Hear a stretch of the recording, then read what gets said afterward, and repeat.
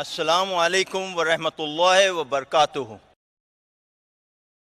இங்கு 10 நாட்களாக நடைபெற்றுக் கொண்டிருக்கும் சர்வதேச இஸ்லாமிய மாநாட்டிற்கு இன்று இங்கு வருகை தந்திருக்கும் சகோதர சகோதரிகள் அனைவரையும் வரவேற்பதில் மகிழ்ச்சி அடைகிறேன்.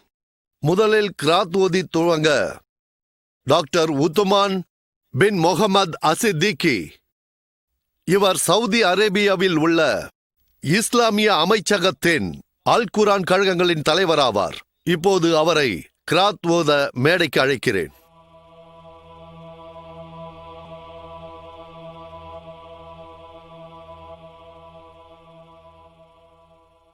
السلام عليكم ورحمة الله وبركاته.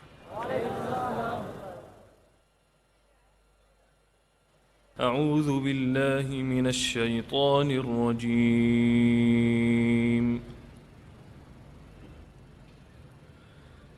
بسم الله الرحمن الرحيم.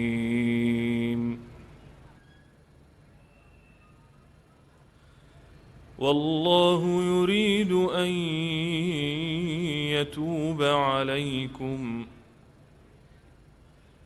ويريد الذين يتبعون الشهوات أن تميلوا ميلا عظيما.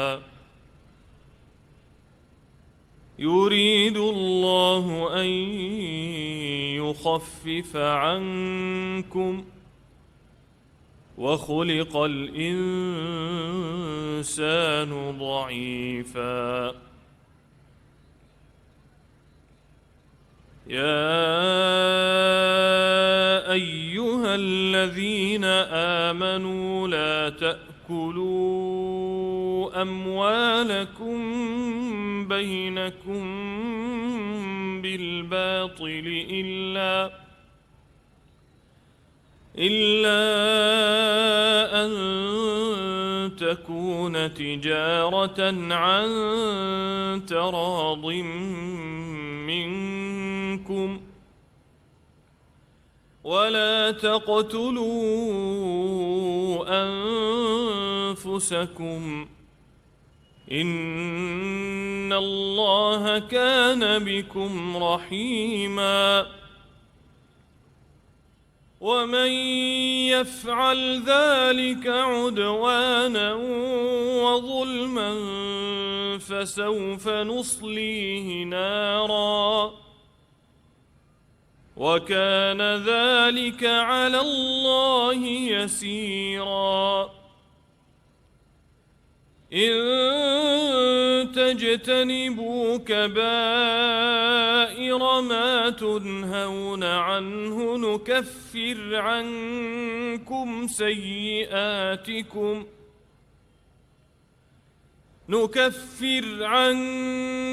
سيئاتكم وندخلكم مدخلا كريما. ولا تتمنوا ما فضل الله به بعضكم على بعض. للرجال نصيب مما اكتسبوا وللنساء نصيب مما اكتسبن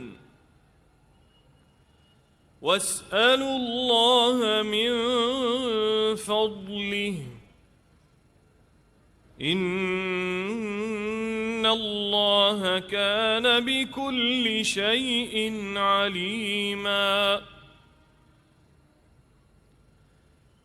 ولكل جعلنا موالي مما ترك الوالدان والأقربون والذين عقدت أيمانكم فآتوهم نصيبهم إن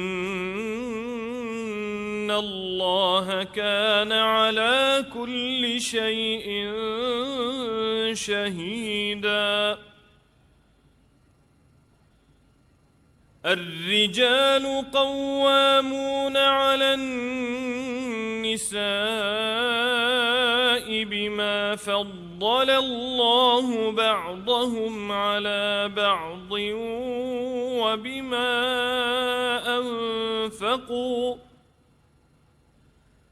وبما أنفقوا من أموالهم فالصالحات قانتات حافظات للغيب بما حفظ الله واللاتي تخافون نشوزهن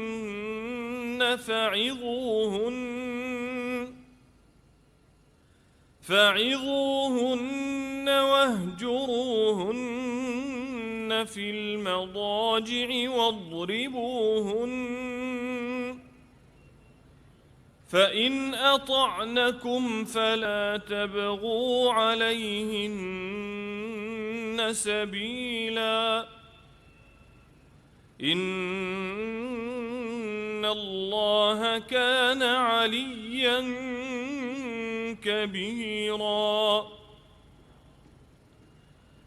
وإن خفتم شقاق بينهما فابعثوا حكما من أهله وحكما من أهلها إن يريدا إصلاحا يوفق الله بينهما إن الله كان عليما خبيرا صدق الله العظيم.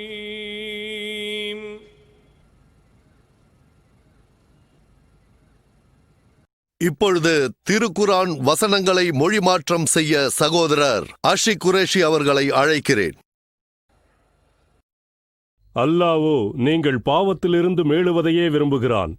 எனினும் முற்றிலும் சரீர இச்சைகளை பின்பற்றி நடப்பவர்களோ நேரான வழியிலிருந்து நீங்கள் முற்றிலும் சாய்ந்து பாவத்தில் ஆழ்ந்து விடுவதையே விரும்புகின்றனர். அன்றி அல்லாஹ் தன் கட்டளைகளை உங்களுக்கு இலகுவாக்கவே விரும்புகின்றான். மனிதன் பலவீனமானவனாகவே படைக்கப்பட்டுள்ளான்.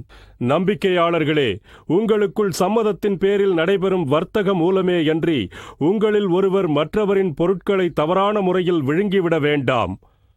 அன்றி இதற்காக உங்களில் ஒருவருக்கொருவர் சச்சரவிட்டு வெட்டி கொள்ள வேண்டாம். நிச்சயமாக அல்லாஹ் உங்கள் மீது மிக்க அன்புடையவனாக இருக்கின்றான். எவரேனும் அல்லாஹ்வின் வரம்பை மீறி அநியாயமாக இவ்வாறு செய்தால் நாம் அவரை மறுமையில் நரகத்தில் சேர்த்து விடுவோம். இவ்வாறு செய்வது அல்லாஹ்வுக்கு மிகச் சுலபமானதே. உங்களுக்கு விலக்கப்பட்ட பெரும் பாவமான காரியங்களிலிருந்து நீங்கள் விலகிக் கொண்டால் உங்களுடைய மற்ற சிறிய பாவங்களுக்கு அதனை நாம் பரிகாரமாக்கி உங்களை மிக்க கண்ணியமான இடங்களிலும் நுழைவிப்போம். உங்களில் சிலரை சிலர் மீது அல்லாஹ் மேன்மையாக்கி அருள் புரிந்திருப்பதைப் பற்றி பேராசை கொள்ளாதீர்கள். ஆண்கள் சம்பாதித்தவை ஆண்களுக்குரியனவே, அவ்வாறே பெண்கள் சம்பாதித்தவையும் பெண்களுக்குரியனவே. ஆகவே ஆண் பெண் ஒவ்வொருவரும் உழைப்பின் மூலம் அல்லாஹ்வுடைய அருளை கோருங்கள். நிச்சயமாக அல்லாஹ் அனைத்தையும் நன்கறிந்தவனாக இருக்கிறான். தாய், தந்தை, உறவினர்கள் அல்லது நீங்கள் உடன்படிக்கை செய்து கொண்டவர்கள் விட்டுச் செல்லும் ஒவ்வொரு பொருளுக்கும் விகிதப்படி அவர்களுடைய சொத்தை அடையக்கூடிய வாரிசுகளை நாம் குறிப்பிட்டே இருக்கின்றோம். ஆகவே அவர்களுடைய பாகத்தை அவர்களுக்கு கொடுத்து விடவும். நிச்சயமாக அல்லாஹ் அனைத்தையும் நன்கறிந்து கொள்ளக்கூடியவனாகவே இருக்கின்றான். ஆண்பாலரை அல்லாஹ் மேன்மையாக்கி வைத்திருப்பதுடன் தங்கள் பொருட்களை செலவு செய்வதனாலும் ஆண்கள்தான் பெண்களை நிர்வகிக்கக்கூடியவர்களாக இருக்கின்றனர். ஆகவே நல்லொழுக்கமுள்ள பெண்கள் பணிந்தே நடப்பார்கள். தங்கள் கணவன் மறைவாக உள்ள சமயத்தில் அல்லாஹ்வின் பாதுகாப்பை கொண்டு பேணி காத்துக் கொள்வார்கள். எவளும் கணவனுக்கு மாறு செய்வாள் என்று நீங்கள் அஞ்சினால் அவளுக்கு நல்லுபதேசம் செய்யுங்கள். படுக்கையிலிருந்து அவளை அப்புறப்படுத்தி வையுங்கள். அதிலும் அவள் சீர்திருந்தாவிடில் அவளை லேசாக அடியுங்கள். அதனால் அவள் உங்களுக்கு கட்டுப்பட்டு விட்டால் அவள் மீது யாதொரு வழியையும் தேடாதீர்கள். நிச்சயமாக அல்லாஹ் மிக மேன்மையானவனும் மிக பெரியவனுமாக இருக்கின்றான். ஜஸாக்கல்லாஹ் ஹைர். டாக்டர் உதுமான் அசித்திகி அவர்களுக்கும் குரேஷி அவர்களுக்கும் நன்றி. இஸ்லாமிக் ரிசர்ச் ஃபவுண்டேஷன் சார்பாக இன்று மாலை இங்கு நடந்து கொண்டிருக்கும் இந்த நிகழ்ச்சிக்கு நெறிப்படுத்துபவராக என்னை நியமித்ததற்கு நன்றி தெரிவித்துக் கொள்கிறேன். 10 நாட்கள் நடக்கவிருக்கும் இஸ்லாமிய சர்வதேச மாநாட்டின் 2வது நாள் இது. இன்று மாலை நம்மிடையே பேசப்போகும் பேச்சாளர் மதங்களை ஒப்புநோக்கும் தலைப்பிலும் இஸ்லாத்தை குறித்தும் திறமையாக பேசக்கூடிய ஒரு பிரபலமான பேச்சாளர். ஆம், டாக்டர் ஜாகிர் நாயக் தனது சொற்பொழிவை ஆற்றிய பிறகு மக்கள் கேட்கும் சவாலான கேள்விகளுக்கு சரியான பதிலை அளிப்பதில் மிகவும் பிரபலமானவர். கடந்த 13 ஆண்டுகளாக டாக்டர் ஜாகிர் நாயக் 1300 பொதுக்கூட்டங்களுக்கும் மேலாக சொற்பொழிவாற்றியிருக்கிறார். இந்தியாவிலும் அநேக கூட்டங்களில் பேசியிருக்கிறார். உலகத்தின் பிற மதங்களை சேர்ந்த அறிஞர்களோடு வாதம் மற்றும் விவாதம் செய்து அதில் வெற்றியும் அடைந்திருக்கிறார். உதாரணத்திற்கு அமெரிக்காவை சேர்ந்த வில்லியம் கேம்பலுடனும் ஸ்ரீ ஸ்ரீ ரவிசங்கர் ஜியுடனும் விவாதம் செய்திருக்கிறார். இந்தியாவின் முன்னணி பத்திரிகையான இந்தியன் எக்ஸ்பிரஸ் பத்திரிகை 2009ஆம் ஆண்டு இந்தியாவில் சக்தி வாய்ந்த 100 மனிதர்களில் டாக்டர் ஜாகிர் நாயக்கின் பெயரையும் குறிப்பிட்டது. விசேஷமான ஒரு பட்டியலில் இந்தியாவில் 10 சிறந்த ஆன்மீக தலைவர்கள் என்ற பட்டியலில் டாக்டர் ஜாகிர் நாயக்கின் பெயர் 3வதாக இடம்பெற்றது. அதில் இருந்த ஒரே முஸ்லிம் அவர் மட்டும்தான். டாக்டர் ஜாகிர் நாயக் அவர்கள் உலகம் முழுக்க இருக்கும் பல தொலைக்காட்சிகளில் அடிக்கடி தோன்றுகின்ற பிரபலமான ஒரு நபர். பீஸ் டிவி உலகில் அதிக இஸ்லாமியர்களால் பார்க்கப்படும் இந்த தொலைக்காட்சி பல கோடி மக்கள் விரும்பி பார்க்கும் தொலைக்காட்சி. அதை நிறுவியவர் இவர்தான். சகோதர சகோதரிகளே, இஸ்லாத்தில் பெண்களின் உரிமைகள் பாதுகாக்கப்படுகிறதா அல்லது ஒடுக்கப்படுகிறதா என்ற தலைப்பில் நம்மிடையே இன்று பேச வருகிறார் டாக்டர் ஜாகிர் நாயக்.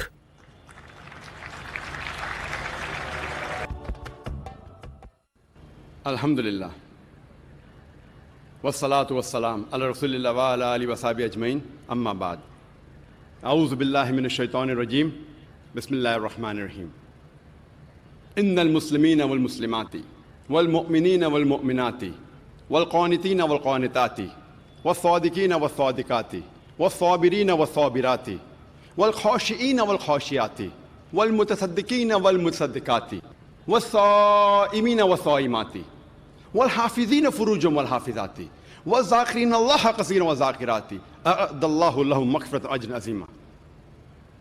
رب اشرح لي صدري ويسر لي أمري واحلل عقدة من لساني يفقهوا قولي. மரியாதைக்குரிய விருந்தினர்களே, மதிப்பிற்குரிய பெரியோர்களே மற்றும் எனது அன்பான சகோதர சகோதரிகளே, உங்கள் அனைவரையும் இஸ்லாமிய முகமன் கூறி வரவேற்கிறேன். அஸ்ஸலாமு அலைக்கும் வரஹ்மத்துல்லாஹி வபரகாத்துஹு. அல்லாஹ் சுப்ஹானஹு வ தஆலாவின் கருணையும் சாந்தியும் சமாதானமும் உங்கள் அனைவரின் மீதும் உண்டாகட்டும். இன்றைய மாலை பொழுதில் நடைபெறும் சொற்பொழிவின் தலைப்பானது இஸ்லாத்தில் பெண்களின் உரிமைகள் பாதுகாக்கப்பட்டதா அல்லது ஒடுக்கப்பட்டதா. பெண்கள் உரிமை என்பது ஆக்ஸ்போர்ட் அகராதியின்படி சமூகவியலிலும் சட்ட முறையிலும் பெண்களுக்கு ஆண்களோடு சமத்துவத்தை உருவாக்கித் தருவது என்று குறிக்கிறது. ஆக்ஸ்போர்ட் அகராதியின்படி பெண்கள் உரிமை என்றால் ஆண்களுக்கு சமமாக பெண்களுக்கும் சமூகவியலிலும் சட்ட முறையிலும் வாய்ப்புகள் மேம்படுத்தப்பட வேண்டும் என்பதே. பெண்கள் உரிமையை குறித்து கூறப்படும் சில முடிவுகளையோ நவீன கருத்துக்களையோ நவீன விஞ்ஞானிகளின் ஆணித்தரமான கருத்துக்களையோ அல்லது அனுபவமில்லாத நிபுணர்களின் கருத்துக்களையோ ஒரு பெண் எப்படி வாழ வேண்டும் என்று அவர்கள் கூறுவதையோ நான் பெரிதாக எடுத்துக்கொள்வதில்லை. எனது கருத்துக்களை நான் உண்மையால் நிரூபிக்கப்பட்ட அனுபவத்தை அடிப்படையாக கொண்டு இன்று கூறப்போகிறேன். ஏனென்றால் அனுபவமும் முழுமையான உண்மையும் பொன் போன்ற சத்தியத்திற்கும் மினுமினுக்கும் கோட்பாட்டிற்கும் இடையே ஒரு உறுதியான சோதனையாகும். நாம் நமது அறிவாற்றலை சோதிக்க வேண்டும். ஏனென்றால் பல வேளைகளில் நமது சிந்தனைகள் தவறிழைப்பதுண்டு. உண்மையில் ஒரு காலத்தில் அந்த காலத்தின் மகத்தான சிந்தனையாளர்கள் இந்த உலகம் தட்டை என்று நினைத்தார்கள். இஸ்லாத்தில் பெண்களின் உரிமையை பற்றி மேற்கத்திய நாடுகள் எப்படி சித்தரிக்கிறார்களோ அதை நாம் ஒப்புக்கொண்டால் இஸ்லாத்தில் பெண்களுக்குரிய உரிமை அவர்களை பாதுகாக்கவில்லை, அடிமைப்படுத்தியே உள்ளது என நம்ப வேண்டி வரும். பெண்களின் சுதந்திரம் பற்றிய மேற்கத்திய பார்வையானது பெண்களின் உடல்களை வெளிக்காட்டி அவர்களின் கௌரவத்தை இழக்கச் செய்து அவர்களின் ஆன்மாவை இழிவுபடுத்துவதை தவிர வேறொன்றுமில்லை. மேற்கத்திய சமூகம் பெண்களின் நிலையை உயர்த்துவதாக கூறிக்கொண்டு உண்மையில் அவர்களை தரம் தாழ்த்தி அவர்களை ஒரு தாசியாகவும் வைப்பாட்டிகளாகவும் சமுதாயத்தின் வண்ணத்து பூச்சிகளாகவும் மாற்றியிருக்கிறார்கள். மேலும் கலை கலாச்சாரம் என்ற போர்வையில் விபச்சாரத்தில் ஈடுபடுத்துபவர்களின் கைகளிலும் உல்லாசத்தை நாடுபவர்களின் கைகளிலும் பெண்கள் வெறும் ஒரு கருவிகளாக பயன்படுத்தப்பட்டு வருகிறார்கள். இஸ்லாம் பெண்களுக்கு அவர்களுக்கு உரிய உரிமைகளை 1400 ஆண்டுகளுக்கு முன்பாகவே வழங்கியது. ஐயாமுல் ஜாஹிலியா, அறியாமை காலம் என்று அறியப்பட்ட அந்த காலத்திலேயே இஸ்லாம் பெண்களுக்கு உரிய உரிமைகளை வழங்கியது. நாம் வரலாற்றை புரட்டி ஆராய்ந்து பார்த்தால், நாம் பாபிலோனியாவின் நாகரிகத்தை ஆராய்ந்தால், அந்த காலகட்டத்தில் ஒரு ஆண் கொலை குற்றம் புரிந்தால் அவரை தண்டிப்பதற்கு பதிலாக அவரது மனைவிக்கு மரண தண்டனை அளித்தார்கள். நாம் கிரேக்க நாகரிகத்தின் வரலாற்றை படித்தால் அவர்கள் பெண்டோரா என்ற பெயரில் ஒரு புராண பெண்ணை கற்பனை செய்து கொண்டு அவளே சமூகத்தில் எல்லா விதமான தவறையும் துயரையும் தருபவள் என்று நம்பினார்கள். மேலும் கிரேக்க நாகரிகத்தில் பெண்கள் மஞ்சத்திற்கும் மகிழ்ச்சிக்கும் பயன்படுத்தப்பட்டார்கள். நாம் ரோம நாகரிகத்தை படித்தோமேயானால், ரோம நாகரிகம் அதன் உச்சத்தை அடைந்தபோது ஒரு ஆண் தன் மனைவியை கொல்லவும் அனுமதிக்கப்பட்டான். பெண்கள் மஞ்சத்திற்கும் மகிழ்ச்சிக்கும் பயன்படுத்தப்பட்டார்கள். நிர்வாணமும் வேசித்தனமும் மலிந்து கிடந்தது. எகிப்திய நாகரிகத்தை நாம் படித்தோமேயானால், அவர்கள் பெண்களை சாத்தானின் அடையாளமாகவே எண்ணினார்கள். திருக்குரான் இறங்குவதற்கு முன்பு அரேபிய நாகரிகத்தை ஆராய்ந்தால், அநேகமாக ஒரு பெண் குழந்தை பிறந்தால் அது உயிரோடு புதைக்கப்பட்டது. திருக்குரான் இறங்கிய பிறகு அல்ஹம்துலில்லாஹ், எல்லா புகழும் இறைவனுக்கே, எல்லாம் வல்ல இறைவனின் இறுதி இறை தூதர் அவருக்கு சாந்தி உண்டாகட்டும், முகமது நபி அவர்களின் போதனைகளுக்கு பிறகே பெண்களுக்கு உரிய உரிமைகள் கிடைத்தது. அது பெண்களின் அந்தஸ்தை உயர்த்தியது. கற்பனை செய்து பாருங்கள், அறியாமை காலத்தில் அதை அரபியில் ஐயாமுல் ஜாஹிலியா என்பார்கள். அந்த காலகட்டத்தில் அரபியர்கள் தான் அதிக அறியாமையில் வாழ்ந்தவர்கள். ஆனால் திருக்குரான் இறங்கிய பிறகு பெண்களுக்கு உரிய உரிமைகள் கிடைத்தது. இஸ்லாத்தில் பெண்களுக்கான உரிமைகளை குறித்து நாம் பேசுவதற்கு முன்பு சில கருத்துக்களை நான் முன்வைக்க விரும்புகிறேன். இன்று முஸ்லிம்கள் உலக மக்கள் தொகையில் சுமார் 20-25% இருக்கிறார்கள். 1/5 பகுதி முதல் 4 பகுதி வரை உலக மக்கள் தொகையில் முஸ்லிம்கள் உள்ளார்கள். சில முஸ்லிம் சமூகத்தவர்கள் இஸ்லாத்திற்கு நெருக்கமாக உள்ளார்கள், மற்றவர்கள் இஸ்லாத்திற்கு வெகு தூரத்தில் உள்ளார்கள். இஸ்லாத்தில் பெண்கள் உரிமையை பற்றி எவர் ஒருவர் தீர்ப்பு சொல்ல வேண்டுமானாலும் இந்த முஸ்லிம்கள் எப்படி நடந்து கொள்கிறார்கள், முஸ்லிம் சமூகம் எப்படி நடந்து கொள்கிறது என்பதை பார்க்கக்கூடாது. இஸ்லாத்தில் பெண்கள் உரிமையை இஸ்லாத்தின் அதிகாரப்பூர்வமான வழிகளை அடிப்படையாக கொண்டு தெரிந்து கொள்ள வேண்டும்.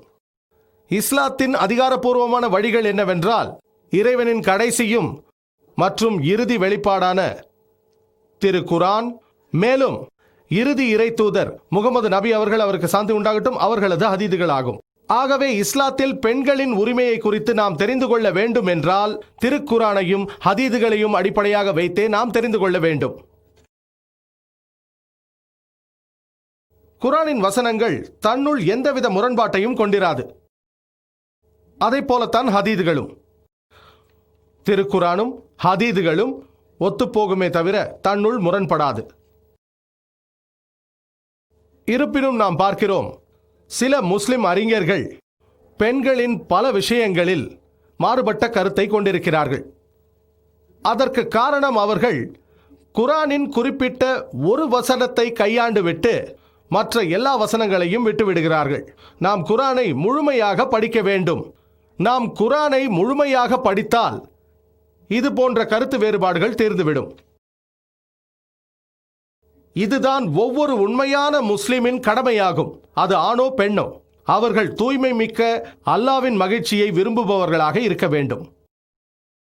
உங்களுடைய குறிக்கோள் பிரபலமாக வேண்டும் என்றோ அல்லது உங்கள் ஈகோவை திருப்திப்படுத்திக் கொள்ள வேண்டும் என்றோ இருக்கக்கூடாது. ஒரு முஸ்லிமின் குறிக்கோள், அது ஆணோ அல்லது பெண்ணோ, அல்லாஹ் சுப்ஹானஹு வ தஆலாவின் விருப்பத்தை பெற வேண்டும். இஸ்லாத்தில் ஆண்களும் பெண்களும் சமமானவர்களே. ஆயினும் சமம் என்றால் எல்லா கூறுகளிலும் அல்ல. சமம் என்பது பார்க்கூறுகளுக்கு உட்பட்டது. அது ஆண் பெண் என்ற மனித உடற்கூறுகளுக்கு தக்கவாறு அமைவது. அதன் வேறுபாடுகள் என்பது ஆண்கள் பெண்கள் என்ற மனித இயற்கை கூறுகளை சார்ந்திருப்பது, உடற்கூறுகளை சார்ந்திருப்பது, மனோ தத்துவங்களை சார்ந்திருப்பது, உடல் அமைப்புகளை சார்ந்திருப்பது. எல்லாம் வல்ல இறைவன் அல்லாஹ் சுப்ஹானஹு வ தஆலா ஆண்களுக்கும் பெண்களுக்கும் வித்தியாசமான பங்களிப்பை தந்துள்ளான். பல வேளைகளில் அவை ஒரே மாதிரியாக இருக்கும். சில வேளைகளில் அவை இயற்கை கூறுகளை ஒட்டியும் உடற்கூறுகளை ஒட்டியும் மனோ தத்துவ நிலையை ஒட்டியும் உடல் அமைப்புகளை ஒட்டியும் வேறுபடலாம். நம்மை படைத்த இறைவனே நமக்கு எது நல்லது என்பதை அறிவான். இஸ்லாத்தில் பெண்களின் உரிமைகள் என்ற எனது சொற்பொழிவை 6 விரிந்த பகுதியாக வகைப்படுத்தியுள்ளேன். இஸ்லாத்தில் பெண்களுக்கான ஆன்மீக உரிமை, இஸ்லாத்தில் பெண்களுக்கான பொருளாதார உரிமை, இஸ்லாத்தில் பெண்களுக்கான சமூக உரிமை, இஸ்லாத்தில் பெண்களுக்கான கல்வி உரிமை, இஸ்லாத்தில் பெண்களுக்கான சட்ட உரிமை மற்றும் இஸ்லாத்தில் பெண்களுக்கான அரசியல் உரிமை. இவ்வாறு 6 விரிந்த பகுதிகளாக எனது சொற்பொழிவை நான் வகைப்படுத்தியுள்ளேன். முதலில் நாம் இஸ்லாத்தில் பெண்களுக்கான ஆன்மீக உரிமையை பற்றி விவாதிப்போம். குறிப்பாக மேற்கத்தியரிடையே பொதுவான ஒரு தவறான கருத்து நிலவுகிறது. அதாவது இஸ்லாத்தில் ஸ்வர்க்கம் என்பது ஆண்களுக்கு மட்டுமே என்ற கருத்து, ஆண் இனத்தினருக்கு மட்டுமே. திருக்குர்ஆனின் ஒரே ஒரு வசனத்தை மேற்கோளாக காட்டி இந்த தவறான கருத்தை நம்மால் நீக்கிவிட முடியும். சூரா அன்-நிசா அத்தியாயம் 4 வசனம் 124. அல்லாஹ் சுப்ஹானஹு வ தஆலா கூறுகிறான், ومن يعمل من الصالحات من ذكر أو أنثى وهو مؤمن فأولئك يدخلون الجنة ولا يظلمون نقيرا. ஆகவே ஆணாயினும் சரி பெண்ணாயினும் சரி, யார் ஈமான் கொண்டவர்களாக நற்கர்மங்கள் செய்கிறார்களோ அவர்கள் சுவனபதியில் நுழைவார்கள், அதாவது ஸ்வர்க்கத்திற்குள் நுழைவார்கள். இன்னும் அவர்கள் சிறிதளவும் அநியாயம் செய்யப்பட மாட்டார்கள். இதே செய்தி மீண்டும் வருகிறது சூரா அன்-நஹ்ல் அத்தியாயம் 16 வசனம் 97. அல்லாஹ் கூறுகிறான், ஆணாயினும் பெண்ணாயினும் முஃமினாக இருந்து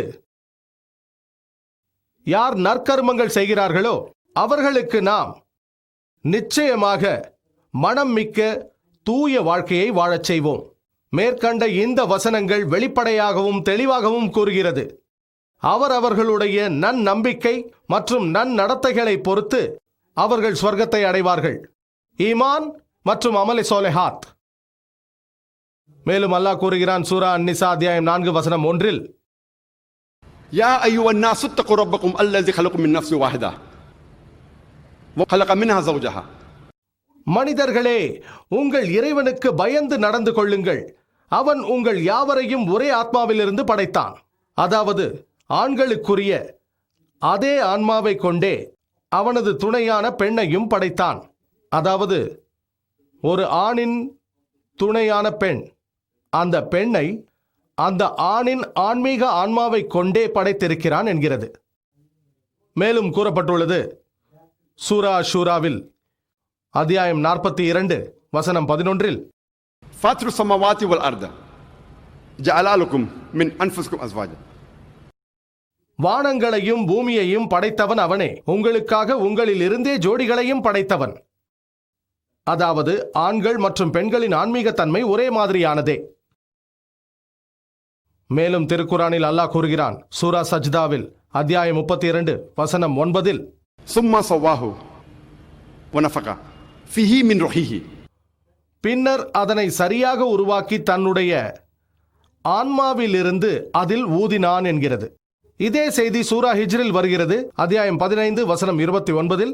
அல்லாஹ் சுப்ஹான வ தஆலா மனிதர்களை எல்லாம் செம்மையாக உருவாக்கி அவனுள் ஆன்மாவை ஊதி அவனுக்கு சிரம் பணியும்படி பணித்தான். நாம் மனித படைப்பிற்கு ஆன்மாவை ஊதினோம் என்று இறைவன் சொல்லுவதின் பொருள் என்னவெனில், மனித உருவில் கடவுள் பிறக்கிறார் என்று நம்பப்படும் அவதாரத்தையோ அல்லது அத்தகைய தன்மையோ அல்ல. இதன் பொருள் இறைவன் தன்னுடைய அறிவின் ஒரு பகுதியை மனித இனத்திற்கு அளிக்கிறான் என்றே பொருள். அல்லாஹ் சுப்ஹானஹு வ தஆலா தனது படைப்பாற்றலின் ஒரு பகுதியை எல்லா மனிதர்களுக்கும் வழங்கியுள்ளான், ஆண்களுக்கும் சரி பெண்களுக்கும் சரி. அல்லாஹ் சொல்கிறான் திருக்குரானில், சூரா இஸ்ராவில் அத்தியாயம் 17 வசனம் 70. وَلَقَدْ كَرَّمْنَا بَنِي آدَمَ. நிச்சயமாக நாம் ஆதமுடைய சந்ததியை கண்ணியமாக்கி உள்ளோம். அல்லாஹ் கூறுகிறான் திருக்குரானில், ஆதமுடைய எல்லா மக்களையும் அவர்கள் ஆண்களோ பெண்களோ பாகுபாடின்றி கண்ணியப்படுத்துகிறான். அல்லாஹ் சொல்கிறான் திருக்குரானில், சூரா இஸ்ராவில் அத்தியாயம் 17 வசனம் 70. وَلَقَدْ كَرَّمْنَا بَنِي آدَمَ. நிச்சயமாக நாம் ஆதமுடைய சந்ததியை கண்ணியமாக்கி உள்ளோம். அல்லாஹ் கூறுகிறான் திருக்குரானில், ஆதமுடைய எல்லா மக்களையும் அவர்கள் ஆண்களோ பெண்களோ பாகுபாடின்றி கண்ணியப்படுத்துகிறான். அவர்கள் கருப்பர்களோ வெள்ளையர்களோ மஞ்சளோ வேறு நிறமோ ஏழையோ பணக்காரரோ, எல்லாம் வல்ல இறைவன் ஆதமுடைய எல்லா மக்களையும் கண்ணியப்படுத்தி உள்ளான். அவர்கள் அமெரிக்காவில் வாழ்ந்தாலும், யூகேவில் வாழ்ந்தாலும், கனடாவில் வாழ்ந்தாலும், இந்தியாவில் வாழ்ந்தாலும், சவுதி அரேபியாவில் வாழ்ந்தாலும், எல்லாம் வல்ல இறைவன் ஆதமுடைய எல்லா மக்களையும் கண்ணியப்படுத்தி உள்ளான். இஸ்லாம் அல்லாத சில மதங்கள் இருக்கின்றன. ஏவாள் மீது மட்டுமே குற்றம் சுமத்துகின்றன. அல்லாவின் கருணை அவர்களுக்கு உண்டாகட்டும். அவர்கள்தான் தடை செய்யப்பட்ட கனியை உண்ணுமாறு ஆதாமை தூண்டினார்கள். ஆகவே மனித சமூகம் அத்தனையும் பாவப்பிண்டமாக பிறக்கின்றன என கூறுகிறார்கள். நீங்கள் பைபிளை படித்தால் ஆதியாகமம் அதிகாரம் 3 ஏவாள் அவர் மீது சாந்தி உண்டாகட்டும் தடுக்கப்பட்ட அந்த கனியை புசிக்குமாறு ஆதாமை அவர்தான் தூண்டினார். ஆகவே மனித இனம் பாவ பரம்பரையாக ஆனது என்று சொல்கிறது. ஏவாள் அவர் மீது இறைவனின் சாந்தி உண்டாகட்டும் அவர்களை மட்டுமே குறை கூறி குரானில் எந்த ஒரு வசனமும் கிடையாது. அந்த குற்றத்தை அவர்கள் இருவர் மீதும் சமமாக சுமத்துகிறது. ஆதம் ஏவாள் இருவர் மீதும், அவர்கள் இருவர் மீதும் சாந்தி உண்டாகட்டும். மேலும் நீங்கள் திருக்குரானை படித்தால் சூரா அஹ்ராஃபில் அத்தியாயம் 7 வசனம் 19 27 வரை ஆதம் ஏவாள் அவர்களுக்கு சாந்தி உண்டாகட்டும் அவர்களது பெயர் 12 முறை இடம்பெறுகிறது. அதில் கூறப்பட்டுள்ளது, அவர்கள் இருவருமே குற்றம் செய்தவர்கள், அவர்கள் இருவருமே வருந்தினார்கள், அவர்கள் மன்னிக்கப்பட்டார்கள். இருவர் மீதும் சமமாக குற்றம் சுமத்தப்படுகிறது. குரானில் எங்கேனும் ஒரு வசனம் கூட ஏவாள் மீது மட்டுமே தனித்து குற்றம் சுமத்தப்படவில்லை. ஆனால் குரானில் ஒரு வசனம் உள்ளது. சூரா தாஹாவில் அத்தியாயம் 20 வசனம் 121 ஆதம் அவருக்கு சாந்தி உண்டாகட்டும் இறைவனுக்கு அடிபணியவில்லை என்கிறது. ஆனால் ஏவாள் அவருக்கு சாந்தி உண்டாகட்டும் அவர் மட்டுமே தவறு செய்தார் என்று ஒரு வசனம் கூட இல்லை. நான் ஏற்கனவே கூறியதைப் போல ஒரு வசனத்தை மட்டுமே நாம் பார்க்கக்கூடாது. நாம் குரானை முழுமையாக படித்தால் இருவருமே குற்றம் செய்தார்கள், இருவருமே வருந்தினார்கள், இருவருமே மன்னிக்கப்பட்டார்கள் என்று ஏற்றுக்கொள்வோம். மேலும் நீங்கள் பைபிளை புரட்டினால் ஆதியாகமம் புத்தகம் அதிகாரம் 3 வசனம் 16 எல்லாம் வல்ல இறைவன் கூறுகிறார் அந்த பெண்ணிடம், அதனால் நீ கர்ப்பவதியாய் இருக்கும் போது உன் வேதனையை மிகவும் பெருக பண்ணுவேன், வேதனையோடு பிள்ளை பெறுவாய். உன் ஆசை உன் புருஷனை பற்றி இருக்கும், அவன் உன்னை ஆண்டு கொள்வான். ஆகவே பைபிளின்படி பிள்ளை பேறு என்பது இறைவனின் ஒரு சாபம், அது ஒரு தண்டனை. கடவுள் சொல்லுகிறார், உனது கர்ப்ப காலத்தில் நான் வேதனையை அதிகப்படுத்துவேன், நீ வேதனையோடும் கவலையோடும் தான் குழந்தையை பெற்றெடுப்பாய். இது பெண்களுக்கு எல்லாம் வல்ல இறைவன் தரக்கூடிய தண்டனை போல் உள்ளது. பிள்ளை பேறு ஒரு சாபம், ஒரு தண்டனை. மேலும் கூறுகிறது, உன் ஆசை உன் புருஷனை பற்றி இருக்கும், அவன் உன்னை ஆண்டு கொள்வான் என்கிறது. நீங்கள் திருக்குரானை படித்து பார்த்தால் அது பைபிளுக்கு நேர்மாறாக இருக்கும். குரான் நேர்மாறாக கூறுகிறது. குரான் குழந்தை பேற்றின் மூலம் பெண்களை உயர்த்துகிறது. குரான் கூறுகிறது, சூரா அன்-நிசா அத்தியாயம் 4 வசனம் 1 உங்களை சுமந்த தாய்க்கு மரியாதை செலுத்துங்கள் என்கிறது. மேலும் குர்ஆன் கூறுகிறது சூரா லுக்மான் அத்தியாயம் 31 வசனம் 14 நாம் மனிதனுக்கு தன் பெற்றோர் இருவரையும் அன்பு கொண்டு அரவணைக்க நல்லுபதேசம் செய்தோம். அவனுடைய தாய் பலவீனத்தோடு அவனை சுமந்து வேதனையோடு அவனை பெற்றெடுத்தாள். பெற்றோரை கண்ணியப்படுத்துங்கள் என்று குர்ஆன் கூறுகிறது. குறிப்பாக உங்கள் தாயை, ஏனென்றால் அவள் உங்களை வேதனையோடு பெற்றாள். பலவீனத்திற்கு மேல் பலவீனத்தோடு உங்களை சுமந்து வேதனையோடு பெற்றெடுத்தாள். இதே செய்தி கூறப்பட்டுள்ளது சூரா அஹ்காஃபில் அத்தியாயம் 46 வசனம் 15. وَوَصَّيْنَا الْإِنسَانَ بِوَالِدَيْهِ إِحْسَانًا. மனிதன் தன் பெற்றோருக்கு நன்மை செய்யும்படி உபதேசம் செய்தோம். அவனுடைய தாய் சிரமத்துடனே சுமந்து சிரமத்துடனேயே பெற்றாள். அதாவது உன்னை சுமக்கும் போது உன் தாய் வேதனையை ஏற்றுக்கொண்டு உன்னை பெற்றெடுக்கும் போதும் வேதனையை அனுபவிக்கிறாள். ஆகவே குர்ஆன் அவர்களை கண்ணியப்படுத்த சொல்கிறது. இது பெண்களை மேம்படுத்துகிறது. குழந்தை பேறு பெண்களை உயர்வடைய செய்கிறது, தாழ்வுபடுத்தவில்லை. மேலும் நீங்கள் குர்ஆனை ஆராய்ந்தால் எல்லாம் வல்ல இறைவன் மனிதர்களை மதிப்பீடு செய்வதற்கு சில தேர்வு முறைகளை வைத்துள்ளான். சூரா ஹுஜராத்தில் அத்தியாயம் 49 வசனம் 13 அவன் கூறுகிறான், يا أيها الناس إنا خلقناكم من ذكر وأنثى وجعلناكم شعوبا وقبائل لتعارفوا إن أكرمكم عند الله أتقاكم إن الله عليم خبير. மனிதர்களே, நிச்சயமாக நாம் உங்களை ஒரு ஆண் ஒரு பெண்ணிலிருந்தே படைத்தோம். நீங்கள் ஒருவரை ஒருவர் அறிந்து கொள்ளும் பொருட்டு பின்னர் உங்களை கிளைகளாகவும் கோத்திரங்களாகவும் ஆக்கினோம். ஒருவரை ஒருவர் வெறுக்க வேண்டும் என்பதற்காக அல்ல. உங்களில் எவர் மிகவும் பயபக்தி உடையவர்களாக இருக்கின்றாரோ அவர்தாம் அல்லாஹ்விடத்தில் மிக கண்ணியமானவர். தூய்மை மிக்க இறைவனின் பார்வையில் பயபக்தி உடையோரே மதிப்புக்குரியவராவார். ஒரு மனிதன் மற்ற மனிதனோடு வித்தியாசப்படுவதற்கான தேர்வு முறை ஆனா பெண்ணா என்பதல்ல, ஜாதி அல்ல, நிறமல்ல, செல்வம் அல்ல, வயதல்ல, இறை பக்தி மட்டுமே. அது இறை உணர்வாகும். அதுவே முன்னுரிமை, அதுவே நேர்மையானது. அது ஒன்றுதான் ஒரு மனிதனுக்கும் மற்ற மனிதர்களுக்கும் இடையே வித்தியாசப்படுத்துவதற்காக எல்லாம் வல்ல இறைவன் ஏற்படுத்தியுள்ள தேர்வு முறை. இறை பயம் வேண்டும், இறை பக்தி வேண்டும், நீதியோடு நடந்து கொள்ள வேண்டும். ஆனா பெண்ணா என்பது அல்ல. அல்லாஹ் திருக்குர்ஆனில் கூறுகிறான் சூரா ஆல இம்ரான் அத்தியாயம் 3 வசனம் 195 உங்களில் ஆணோ பெண்ணோ எவர் நற்செயல் செய்தாலும் அவர் செய்த செயலை நிச்சயமாக வீணாக்க மாட்டேன். நீங்கள் ஒருவர் மற்றொருவருக்குள் உள்ளவர்தாம். எல்லாம் வல்ல இறைவன் கூறுகிறான், உங்களில் எவரின் நற்கர்மங்களும் வீணாவதில்லை. இதில் ஆண் பெண் என்ற பேதமில்லை. நீங்கள் ஒருவருக்கொருவர் பங்காளிகள். ஆண்கள் பெண்களின் ஆன்மீக நிலை பற்றிய சுருக்கமான விளக்கம் திருக்குர்ஆனில் தரப்பட்டுள்ளது.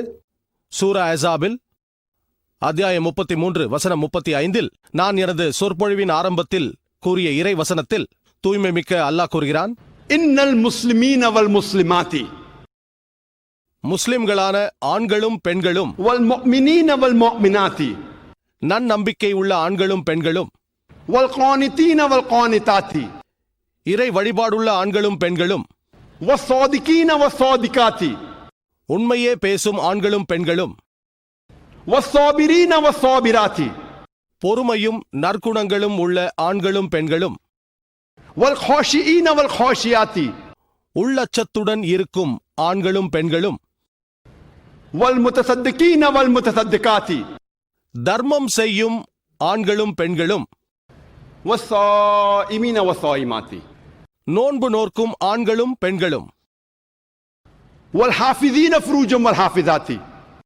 தங்கள் வெட்கத்தலங்களை கற்பை பாதுகாத்துக் கொள்ளும் ஆண்களும் பெண்களும், வஸ்ஸாகிரீன அல்லாஹ கஸீர வஸ்ஸாகிராத்தி, அல்லாவை அதிகம் தியானம் செய்யும் ஆண்களும் பெண்களுமாகிய இவர்களுக்கு அஅதல்லாஹு லஹும் மக்ஃபிரத்தன் அஜ்ரன் அஸீமா, இவர்களுக்கு அல்லாஹ் மன்னிப்பையும் மகத்தான நற்கூலியையும் சித்தப்படுத்தியுள்ளான். அல்லாஹ் கூறுகிறான், முஸ்லிமான ஆண்களுக்கும் பெண்களுக்கும், நன்னம்பிக்கை உள்ள ஆண்களுக்கும் பெண்களுக்கும், இறை வழிபாடுள்ள ஆண்களுக்கும் பெண்களுக்கும், உண்மையை பேசும் ஆண்களுக்கும் பெண்களுக்கும், பொறுமையும் நற்குணமும் உள்ள ஆண்களுக்கும் பெண்களுக்கும், உள்ளச்சமுடைய ஆண்களுக்கும் பெண்களுக்கும், தர்மம் செய்யும் ஆண்களுக்கும் பெண்களுக்கும், தங்கள் கற்பையும் தங்கள் மர்மஸ்தலங்களையும் மறைத்து பாதுகாத்த ஆண்களுக்கும் பெண்களுக்கும், அல்லாவை அதிகம் துதிக்கும் ஆண்களுக்கும் பெண்களுக்கும், இவர்களுக்கு அல்லாஹ் மன்னிப்பையும் நற்கூலியையும் தருகிறான். இந்த வசனங்களை படிக்கும்போது இஸ்லாமிய ஆன்மீக கடமைகளில் ஆண்களுக்கும் பெண்களுக்கும் இஸ்லாத்தில் சம உரிமை உள்ளது என்பதை அறிகிறோம். இரு பாலாரும் தூய்மைமிக்க அல்லாவின் கட்டளைகளையே பின்பற்ற வேண்டும். இரு சாராரும் உண்மையாக இருக்க வேண்டும். இறை வழிபாடு உள்ளவர்களாக இருக்க வேண்டும். இருவருமே பொறுமையோடும் நற்குணங்களோடும் இருக்க வேண்டும்.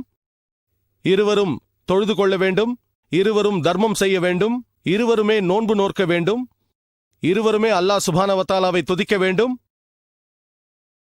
குர்ஆனின் இந்த வசனம் மூலமாக தெரிய வருகிறது, ஆன்மீக ரீதியாக ஆண்களும் பெண்களும் சமமாக இருக்கிறார்கள். ஆண்களும் பெண்களும் ஆன்மீக ரீதியாக சமமாக இருக்கிறார்கள் என்று குர்ஆன் கூறுவதை வைத்து நீங்கள் என்ன முடிவெடுப்பீர்கள்? இஸ்லாத்தில் பெண்களின் உரிமைகள் பாதுகாக்கப்பட்டதா இல்லை ஒடுக்கப்பட்டதா? பொருளாதார விஷயங்களில் இஸ்லாத்தில் பெண்களின் உரிமையை குறித்து இப்போது விவாதிப்போம். இஸ்லாம் 1400 ஆண்டுகளுக்கு முன்பே பெண்களுக்கு பொருளாதார உரிமையை வழங்கியது. மேற்கத்தியவர்களை விட 1300 ஆண்டுகளுக்கு முன்பே இதனை வழங்கியது. இறை தூதர் முகமது நபி அவர்களுக்கு குர்ஆன் இறங்கிய பின்பு எந்த ஒரு வயது வந்த பெண்ணும், திருமணம் ஆனவளோ அல்லது ஆகாதவளோ, எவருடைய அனுமதியும் இன்றி சொத்துக்களை வாங்கவோ விற்கவோ உரிமை உடையவளானாள். நீங்கள் வரலாற்றை படித்தால் மேற்கத்தியர்கள் 1870 தான் முதன்முறையாக கணவனின் அனுமதி இல்லாமல் சொத்துக்களை சொந்தமாக்கிக் கொள்வதற்கும் விற்பதற்கும் உள்ள உரிமையை பெண்களுக்கு தந்தார்கள். இது திருமணமான பெண்களுக்கான சொத்துரிமை சிறப்பு சட்டம் என்ற பெயரில். அதன்பின் இந்த பெண்கள் சொத்துரிமை சிறப்பு சட்டம் 1882 1897 திருத்தப்பட்டது. சிந்தித்து பாருங்கள், இஸ்லாம் ஒரு பெண்ணுக்கு சொத்துக்களை சொந்தமாக்கிக் கொள்ளவோ விற்கவோ உள்ள உரிமையை மேற்கத்தியர்களை விட 1300 ஆண்டுகளுக்கு முன்பே தந்துவிட்டது. இஸ்லாத்தில் பொருளாதார விஷயங்களில் பெண்கள் அதிக பாதுகாப்பாக இருக்கிறார்கள். அவள் திருமணம் முடிக்கும் முன்பு அவளது தந்தையும் சகோதரர்களும், திருமணமான பின்பு அவளது கணவனும் அவளது மகனும் அவளுடைய பொருளாதார தேவைகளை, உணவு, உடை, இருப்பிடம், மற்ற பொருளாதார தேவைகளை நிறைவேற்ற வேண்டும். அவளின் வாழ்வாதாரத்திற்காக அவள் வேலைக்கு செல்ல வேண்டிய அவசியம் இல்லை. பொருளாதார ரீதியாக அவள் பாதுகாப்பாக இருக்கிறாள். இஸ்லாத்தில் குடும்பத்தில் உள்ள ஆணே சம்பாதித்து தர கடமைப்பட்டுள்ளான். இஸ்லாம் ஆண்களின் தோள்கள் மீதே பொருளாதார சுமையை சுமத்துகிறது. அதே நேரத்தில் ஆனால் முடியாமல் இருந்தால் பெண் வேலைக்கு போகலாம். ஆனால் இஸ்லாமிய ஷரியத்தின் வரம்பிற்கு உட்பட்டதாக அந்த வேலை இருக்க வேண்டும். அவள் ஹிஜாப் அணிய வேண்டும். அவள் குர்ஆனையும் ஹதீஸையும் பின்பற்ற வேண்டும். ஏனென்றால் குர்ஆனுக்கும் ஹதீஸுக்கும் முரண்பாடில்லாமல் பெண்கள் தொழில் செய்தால் அதை தடுக்கும் வசனங்கள் குர்ஆனிலோ ஹதீஸிலோ எங்கும் காணப்படவில்லை. மேலும் பல தொழில்கள் பெண்களுக்கு தடுக்கப்பட்டுள்ளது. அந்த தொழில்கள் அவளின் உடம்பை கவர்ச்சியாக வெளிக்காட்டுதல், உதாரணமாக மாடலிங், நடிப்பது, நடனமாடுவது, மேற்கண்ட தொழில்கள் பெண்களுக்கு கேடு விளைவிப்பது, இவை தடுக்கப்பட்டுள்ளது. மேலும் பல தொழில்கள் பெண்களுக்கு மட்டுமல்ல ஆண்களுக்கும் தடை செய்யப்பட்டுள்ளது. உதாரணமாக மதுபான கடைகளில் வேலை செய்வது, சூதாட்டக் களங்களில் பணிபுரிவது, கௌரவமற்ற தொழில் செய்வது, ஏமாற்றுதல், லஞ்சம், இவை அனைத்தும் பெண்களுக்கும் ஆண்களுக்கும் தடை செய்யப்பட்டுள்ளது. பல சிறப்பு வாய்ந்த தொழில்கள் உள்ளன. அவை பெண்கள் செய்யத்தக்கவை. குடும்ப செலவினங்களை ஈடு செய்வதற்காக பெண்கள் சில வேலைகளை செய்யலாம். உதாரணத்திற்கு அவர்கள் வீடுகளில் சமைக்கலாம், மண்பாண்ட தொழில், நெசவு தொழில், வலை பின்னுதல். இவை மட்டுமின்றி ஆண்களின் நேரடி தொடர்பின்றி தனித்து செய்யக்கூடிய வேலைகள். அதனால் கௌரவம் காக்கப்படும். அதோடு ஹிஜாபும் பயன்படுத்த வேண்டும். மேலும் பல உயர் தொழில்கள் பெண்களுக்கு உரியது. ஆசிரியை தொழில், நர்சுகளாகவும் டாக்டர்களாகவும் வரலாம். எனது மனைவி, எனது தாய், எனது மகள் ஆகியோர் ஹிஜாபை பேணி நமது பெண்களிடையே சிலர் டாக்டர்களாக வேண்டும் என்று நாம் விரும்புவது இயற்கையானதே. ஆனால் நீங்கள் இஸ்லாத்தை ஆராய்ந்தால் பெண்களின் பொருளாதார நிலை பாதுகாப்பானது. அவள் வாழ்வாதாரத்திற்காக வேலை செய்ய வேண்டாம். குடும்பத்தில் ஆண்கள் தான் பொருளாதார சுமையை ஏற்றுக்கொள்ள வேண்டும். நான் முன்பே கூறியது போல திருமணம் முடிக்கும் முன்பு அவளது தந்தையும் சகோதரரும், திருமணம் முடித்த பின்பு அவளது கணவனும் அவளது மகனும் அவளுடைய உணவு, உடை, இருப்பிடம் ஆகியவற்றிற்கும் மற்றும் பல செலவினங்களுக்கும் பொறுப்பாவார்கள். அவள் வேலை செய்ய தேவையில்லை. ஆனால் அவள் வேலை செய்தால் அது இஸ்லாமிய ஷரியாத்திற்கு உட்பட்டதாக இருக்க வேண்டும். அப்படி அவள் உழைத்து சம்பாதித்த பணத்தை அவள் குடும்பத்திற்கு செலவழிக்க வேண்டும் என்ற கட்டாயமில்லை. அந்த வருமானத்தை தனக்காக வைத்துக் கொள்ளலாம். அது அவளது உரிமை. ஆனால் அவள் குடும்ப சுமைகளில் பங்கெடுத்து செலவழிக்க வேண்டுமானால் அவளாக செய்யலாம். ஆனால் யாரும் அவளை நிர்பந்திக்க கூடாது. இஸ்லாத்தில் திருமண சந்தர்ப்பத்திலும் பெண்களே வருவாயை பெறக்கூடியவர்களாக இருக்கிறார்கள். குர்ஆன் கூறுகிறது, சூரா நிசா அத்தியாயம் 4 வசனம் 4, वातुन निसा सतुकातहिन्न नेहला। நீங்கள் பெண்களுக்கு அவர்களுடைய திருமணக் கொடையை மகிழ்வோடு கொடுத்து விடுங்கள். இஸ்லாத்தில் மஹர் மணமகன் மணமகளுக்கு தரும் அன்பளிப்பு. அது இஸ்லாமிய திருமணம் முழுமை பெற கட்டாயமானது. அத்தகைய மஹர் தரப்படவில்லையானால் இஸ்லாத்தில் திருமணம் நடைபெறாது. இந்திய கலாச்சாரத்தில் இது நேர்மாறாக இருக்கிறது. இங்கு பெண்கள்தான் தன்னை மணமுடிக்கப் போகிற கணவனுக்கு வரதட்சணை தர வேண்டும். ஆனால் இஸ்லாத்தில் இதற்கு நேர்மாறாக உள்ளது. கணவன் தான் கைப்பிடிக்கப் போகிற மனைவிக்கு மஹர் என்ற மணக்கொடையை தர வேண்டும். ஆனால் துரதிர்ஷ்டவசமாக இஸ்லாமிய சமூகத்தில் திருமணம் ஒரு கேலிக்கூத்தாக நடைபெறுகிறது.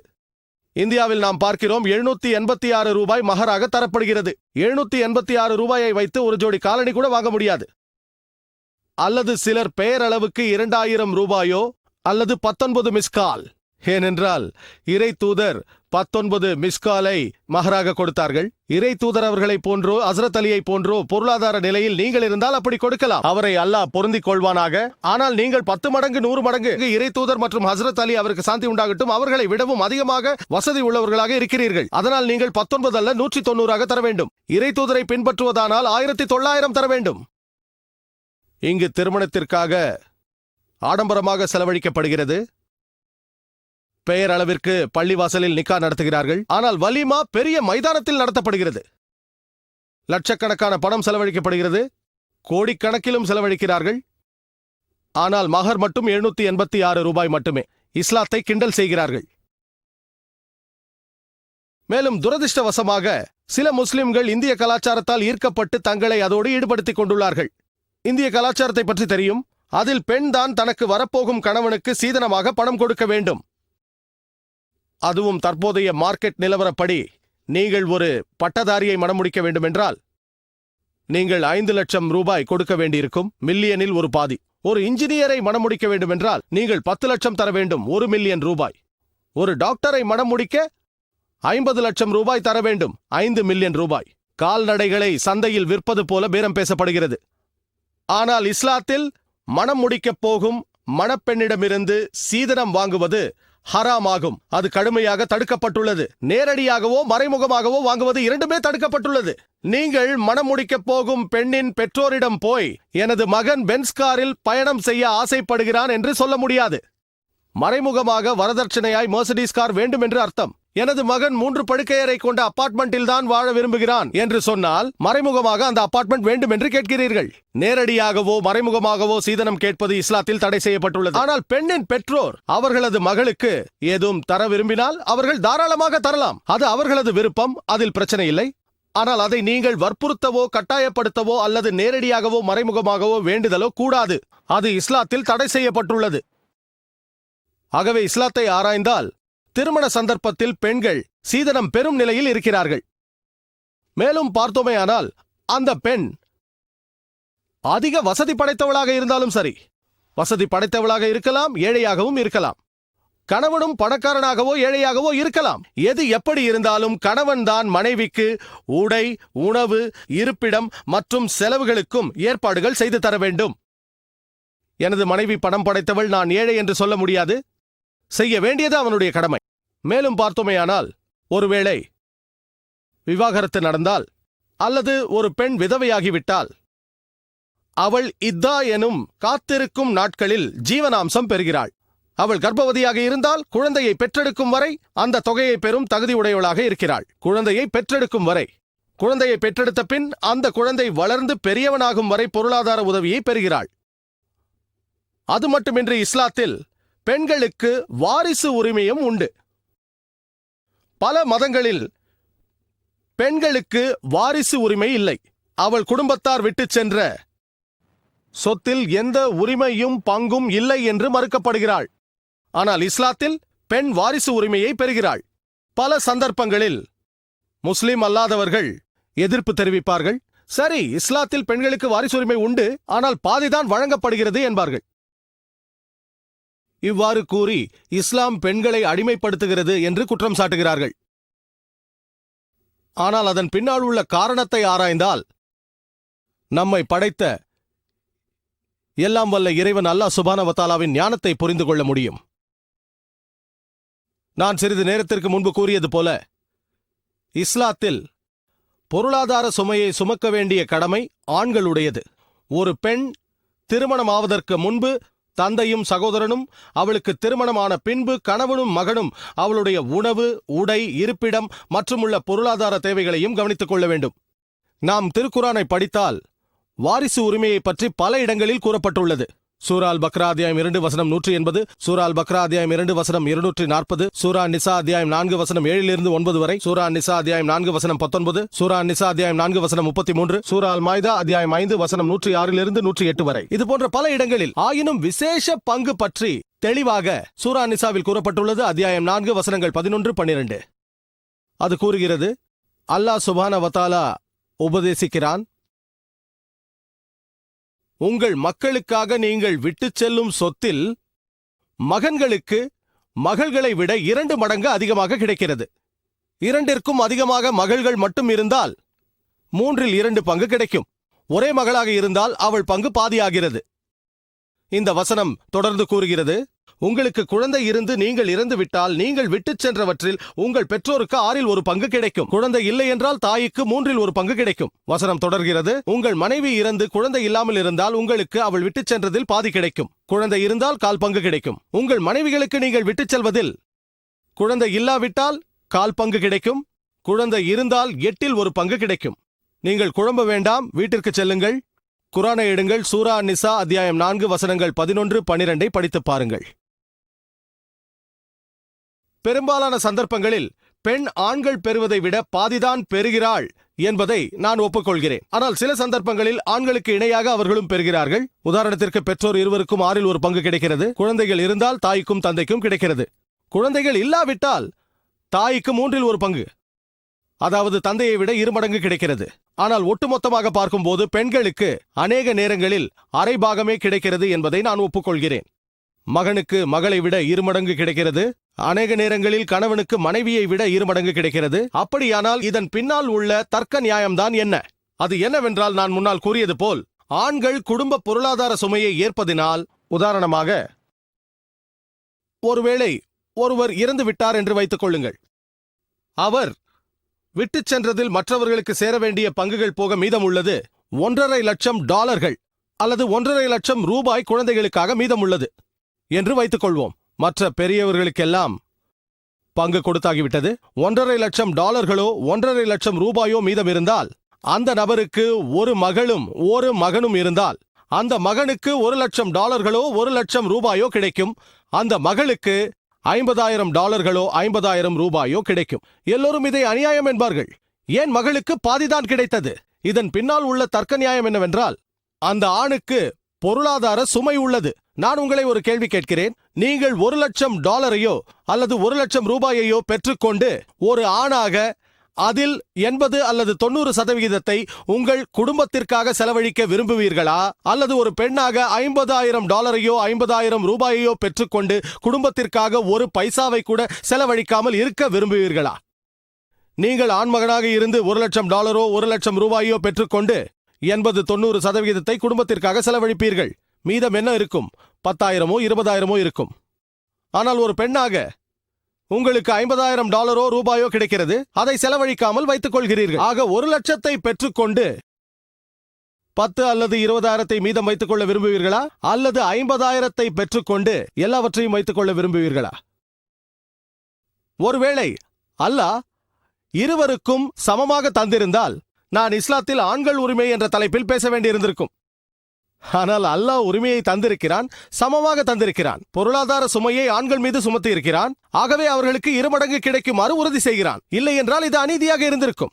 திருக்குரான் கூறுகிறது, சூரா அன்-நிசா அத்தியாயம் 4 வசனம் 40, அல்லாஹ் சுப்ஹானஹு வ தஆலா ஒரு அணு அளவும் கூட அநியாயம் செய்ய மாட்டான். இதன் பின்னால் உள்ள யுக்தியை புரிந்து கொள்ள வேண்டும். நம்மை படைத்தவன் தந்த இந்த வழிகாட்டுதல் மிகச் சிறந்தது என்பதை உணர்வீர்கள். ஆகவே இஸ்லாத்தில் பெண்கள் பொருளாதார ரீதியாக ஆண்களையும் விட அதிக அளவில் பாதுகாப்பாக உள்ளார்கள். இப்போது என்ன கூறுவீர்கள்? இஸ்லாத்தில் உள்ள பெண்கள் பாதுகாக்கப்படுகிறார்களா அல்லது ஒடுக்கப்படுகிறார்களா? இப்போது இஸ்லாத்தில் பெண்களின் சமூக உரிமைகளை பற்றி ஆராய்வோம். நான் இஸ்லாத்தில் பெண்களின் சமூக உரிமைகளை பற்றி பரந்த 4 உபப்பிரிவுகளாய் பிரித்திருக்கிறேன். இஸ்லாத்தில் மகளின் உரிமை, இஸ்லாத்தில் மனைவியின் உரிமை, இஸ்லாத்தில் தாயின் உரிமை, இஸ்லாத்தில் சகோதரியின் உரிமை. முதலில் நாம் இஸ்லாத்தில் மகளின் உரிமையை பற்றி அலசுவோம். திருக்குரான் பெண் குழந்தைகளை, பெண் சிசுக்களை கொலை செய்வதை தடை செய்துள்ளது. குரான் கூறுகிறது சூரா தக்வீரில் அத்தியாயம் 81 வசனங்கள் 8-9 வரை, ஒரு பெண் குழந்தை உயிருடன் புதைக்கப்படும் போது என்ன குற்றத்திற்காக நீ கொல்லப்பட்டாய் என்று அவளிடம் கேட்கப்படும். பெண் குழந்தைகளை, பெண் சிசுக்களை கொலை செய்வதை குரான் தடை செய்துள்ளது. குரான் பெண் குழந்தைகளை கொலை செய்வதை மட்டுமே தடை செய்யவில்லை, அது பெண்ணாக இருந்தாலும் ஆணாக இருந்தாலும் எந்த குழந்தையையும் கொலை செய்யக்கூடாது என்கிறது. குரான் கூறுகிறது சூரா அன்னாமில் அத்தியாயம் 6 வசனம் 151, அது கூறுகிறது, வறுமைக்கு பயந்து உங்கள் குழந்தைகளை கொல்லாதீர்கள், ஏனென்றால் உங்களுக்கும் அவர்களுக்கும் நாமே உணவளிக்கிறோம் என்கிறது. அல்லாஹ் மீண்டும் இந்த செய்தியை சொல்கிறான் சூரா இஸ்ரா அத்தியாயம் 17 வசனம் 31, வறுமைக்கு பயந்து உங்கள் குழந்தைகளை கொல்லாதீர்கள், அவர்களுக்கும் உங்களுக்கும் நாமே வாழ்க்கை வசதிகளை அளிக்கிறோம். ஆகவே குழந்தைகளை கொல்வது பெரும் பாவமாகும். ஒரு நிகழ்ச்சி பிபிசியில் ஒளிபரப்பானது. அந்த நிகழ்ச்சியின் பெயர் அசைன்மெண்ட். அதன் தலைப்பு அவளை சாகவிடுங்கள். எமிலி பெக்கனன் என்ற பிரிட்டிஷ் ரிப்போர்ட்டர் ஒருவர் இருந்தார். அவர் யூகேவிலிருந்து வந்து இந்தியாவில் ஒரு சர்வே எடுத்தார்கள். அதில் அவர்கள் கருவில் இருப்பது பெண் குழந்தை என்று தெரிந்தவுடனே ஒரு நாளைக்கு இந்தியாவில் 3000 பெண் சிசுக்கள் கருச்சிதைவு செய்யப்படுகின்றன என்று அவர்கள் இந்த சர்வேயில் கண்டுபிடித்திருக்கிறார்கள். 3000ஐ 365 நாட்கள், ஒரு வருடத்தின் நாட்களை வைத்து பெருக்கினால் இந்தியாவில் மட்டும் ஒரு வருடத்திற்கு பெண் சிசு என்று அறியப்பட்டவுடன் 10 லட்சத்திற்கும் மேற்பட்ட கருச்சிதைவுகள் நடைபெறுகின்றன என்று அறிவீர்கள்.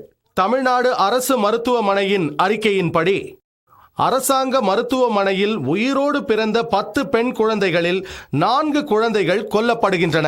இதுதான் அந்த அறிக்கை. ராஜஸ்தான், தமிழ்நாடு போன்ற மாநிலங்களில் பெரிய விளம்பர பேனர்கள் உள்ளன. அதில் குறிப்பிடப்பட்டுள்ளது, 500 ரூபாயை செலவழித்து 5 லட்சம் ரூபாயை சேமியுங்கள். இது எதை குறிக்கிறது? 500 ரூபாய் செலவழித்து அல்ட்ராசோனோகிராஃபி எடுங்கள். நீங்கள் சுமந்து கொண்டிருப்பது பெண் குழந்தை என்று கண்டுபிடித்து கர்ப்பத்தை கலைத்து விடுங்கள். அவளை வளர்ப்பதற்கான சில லட்சங்களையும் வரதட்சணையாக கொடுக்க வேண்டியதையும் சேமியுங்கள். 500ஐ செலவழித்து 5 லட்சத்தை சேமியுங்கள். நல்ல பேரமாக உள்ளது. பெண் சிசுக்களை கலைக்கும், பெண் குழந்தைகளை கொல்லும் இந்த காட்டுமிராண்டித்தனத்தால் இந்தியாவின் பாலின விகிதாச்சாரம் ஏற்றத்தாழ்வு அடைந்துள்ளது.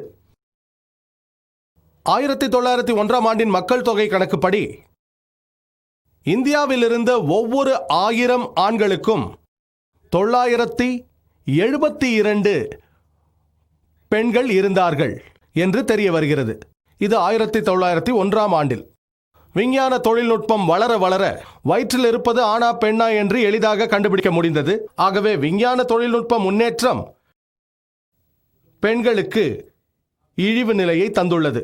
1981ஆம் ஆண்டின் மக்கள் தொகை கணக்கின்படி இந்தியாவில் ஒவ்வொரு 1000 ஆண்களுக்கும் 934 பெண்கள் இருந்தார்கள். 1991ஆம் ஆண்டின் கணக்குப்படி ஒவ்வொரு 1000 ஆண்களுக்கும் 927 பெண்களே இருந்தார்கள். ஆகவே விஞ்ஞான தொழில்நுட்ப முன்னேற்றம் பெண்களை கீழ்நிலைக்கு தள்ளுகிறது. நான் சொன்னதைப் போல பெண்களின் விடுதலை என்ற மேற்கத்திய கோஷம் எல்லாம் வெறும் வேஷம்தான். பெண்களின் கௌரவத்தை இழக்க வைத்து அவர்களின் ஆன்மாவை கீழ்நிலைப்படுத்துவதே ஆகும். பெண் கருக்கலைப்பு, பெண் சிசு கொலை போன்ற இந்த கொடிய பழக்கமானது இந்தியாவிலாவது தடை செய்யப்பட்டால் அடுத்த 20 ஆண்டுகளில் ஆண் பெண் விகிதாச்சாரமானது இன்ஷா அல்லாஹ் சமமாக வாய்ப்புண்டு. தூய்மை மிக்க அல்லாஹ் நம்மை படைத்தவனான எல்லாம் வல்ல இறைவன் பெண் சிசுக்கள் கொல்லப்படுவதை தடுத்தது மட்டுமின்றி பெண் குழந்தை பிறந்து விட்டது என்ற செய்தியை கேட்டு கவலையடையும் மனிதனையும் கண்டிக்கிறான். குரான் கூறுகிறது சூரா அன்-நஹ்ல் அத்தியாயம் 16 வசனம் 58-59, அவர்களில் ஒருவனுக்கு பெண் குழந்தை பிறந்து விட்டது என்று நன்மாராயம் கூறப்பட்டால் அவன் முகம் கருத்து விடுகிறது. அவன் கோபம் பின்பு அவன் யோசிக்கிறான், அதை இழிவோடு வைத்துக் கொள்வதா அன்றி அதை உயிரோடு மண்ணில் புதைத்து விடுவதா என்று குழம்புகிறான். என்ன ஒரு தீங்கான எண்ணம்! பெண் குழந்தை பிறந்தவுடன் கவலை கொள்ளலாமா என்று சிந்திக்கும் ஒரு மனிதனை கூட திருக்குரான் கண்டிக்கிறது. கொல்லுவது ஒரு பக்கம் இருக்கட்டும், பெண் குழந்தை பிறந்தது என்று செய்தி கேட்டு முகம் கருக்கும் தன்மையையே குரான் கண்டிக்கிறது. தூய்மை மிக்க அல்லாஹ் அதை விரும்புவதில்லை, ஆகவே கண்டிக்கிறான். நமது அன்பான முகமது நபி அவர்கள் கூறினார்கள், சஹீஹ் ஹதீஸில் பாகம் எண் 4 நபி அவர்கள் கூறுகிறார்கள், எவர் ஒருவர் 2 பெண் குழந்தைகளை பெற்று அவர்கள் மீது அன்பும் பாசமும் கொண்டு வளர்க்கிறாரோ, இறுதி தீர்ப்பு நாளில் இந்த 2 விரல்களைப் போல என்னுடன் நெருக்கமாக இருப்பார்கள் என்றார். தனது நடுவிரலையும் ஆட்காட்டி விரலையும் இணைத்துக் கொண்டார். இன்னொரு சஹீஹான ஹதீஸில், எவர் ஒருவர் 2 பெண் குழந்தைகளை பெற்று அவர்களை அன்புடனும் பாசத்துடனும் வளர்த்தாரோ அவர் ஸ்வர்க்கம் செல்வார் என்றார்கள். அன்பான முகமது நபி அவர்கள் இந்த நல்ல செய்திகளை பேசுவதோடு நிறுத்திவிடாமல் செயல்பாட்டிலும் கொண்டு வந்தார்கள். ஒரு நாள் ஒரு மனிதர் தனது ஆண் குழந்தையை முத்தமிட்டு தனது மடியில் தூக்கி வைத்துக் கொண்டார். ஆனால் அவரது பெண் குழந்தையை கண்டுகொள்ளாமல் விட்டுவிட்டார். இதை பார்த்த இறை தூதர் அதை கண்டித்து அவர் அநீதியாளர் என்றார். அந்த பெண் குழந்தையையும் முத்தமிட்டு மடியில் தூக்கி வைத்துக் கொள்ள வேண்டும் என்று சொன்னார்கள். இப்போது இஸ்லாத்தில் மனைவியின் உரிமைகளை பற்றி பார்ப்போம். இஸ்லாம் அல்லாத பெரும்பாலான மதங்களில் பெண்கள் சாத்தானின் கருவியாகவே கருதப்பட்டார்கள். ஆனால் திருக்குரான் பெண்களை முஹ்சினா என்று கூறுகிறது. அரபியில் முஹ்சினா என்றால் சாத்தானிற்கு எதிரான கோட்டை என்று பொருள். ஏனென்றால் பக்திமிக்க ஒரு பெண் நேர்வழியில் இருப்பாள், அவள் தனது கணவனையும் தீய வழிக்கு செல்லாமல் தடுப்பாள், அவனை சிராத்துல் முஸ்தகீமில் வைத்துக் கொள்வாள். ஆகவே அவள் முஹ்சினா, சாத்தானிற்கு எதிரான கோட்டை என்று புகழப்படுகிறாள். திருக்குரான் சூரா நிசா அத்தியாயம் 4 வசனம் 21 அது குறிப்பிடுகிறது, திருமணம் நிகா என்பது ஒரு புனிதமான கூட்டு என்கிறது. அது ஒரு புனிதமான கூட்டு, அது கணவன் மனைவிக்கு இடையே ஒரு புனிதமான ஒப்பந்தம். குரான் கூறுகிறது சூரா ரூம் அத்தியாயம் 30 வசனம் 21, உங்கள் மனைவியரை உங்களிலிருந்தே உங்களுக்காக அவன் படைத்திருப்பதும் உங்களிடையே உவப்பையும் கிருபையையும் உண்டாக்கியிருப்பது அவனது அத்தாட்சியில் உள்ளதாகும்.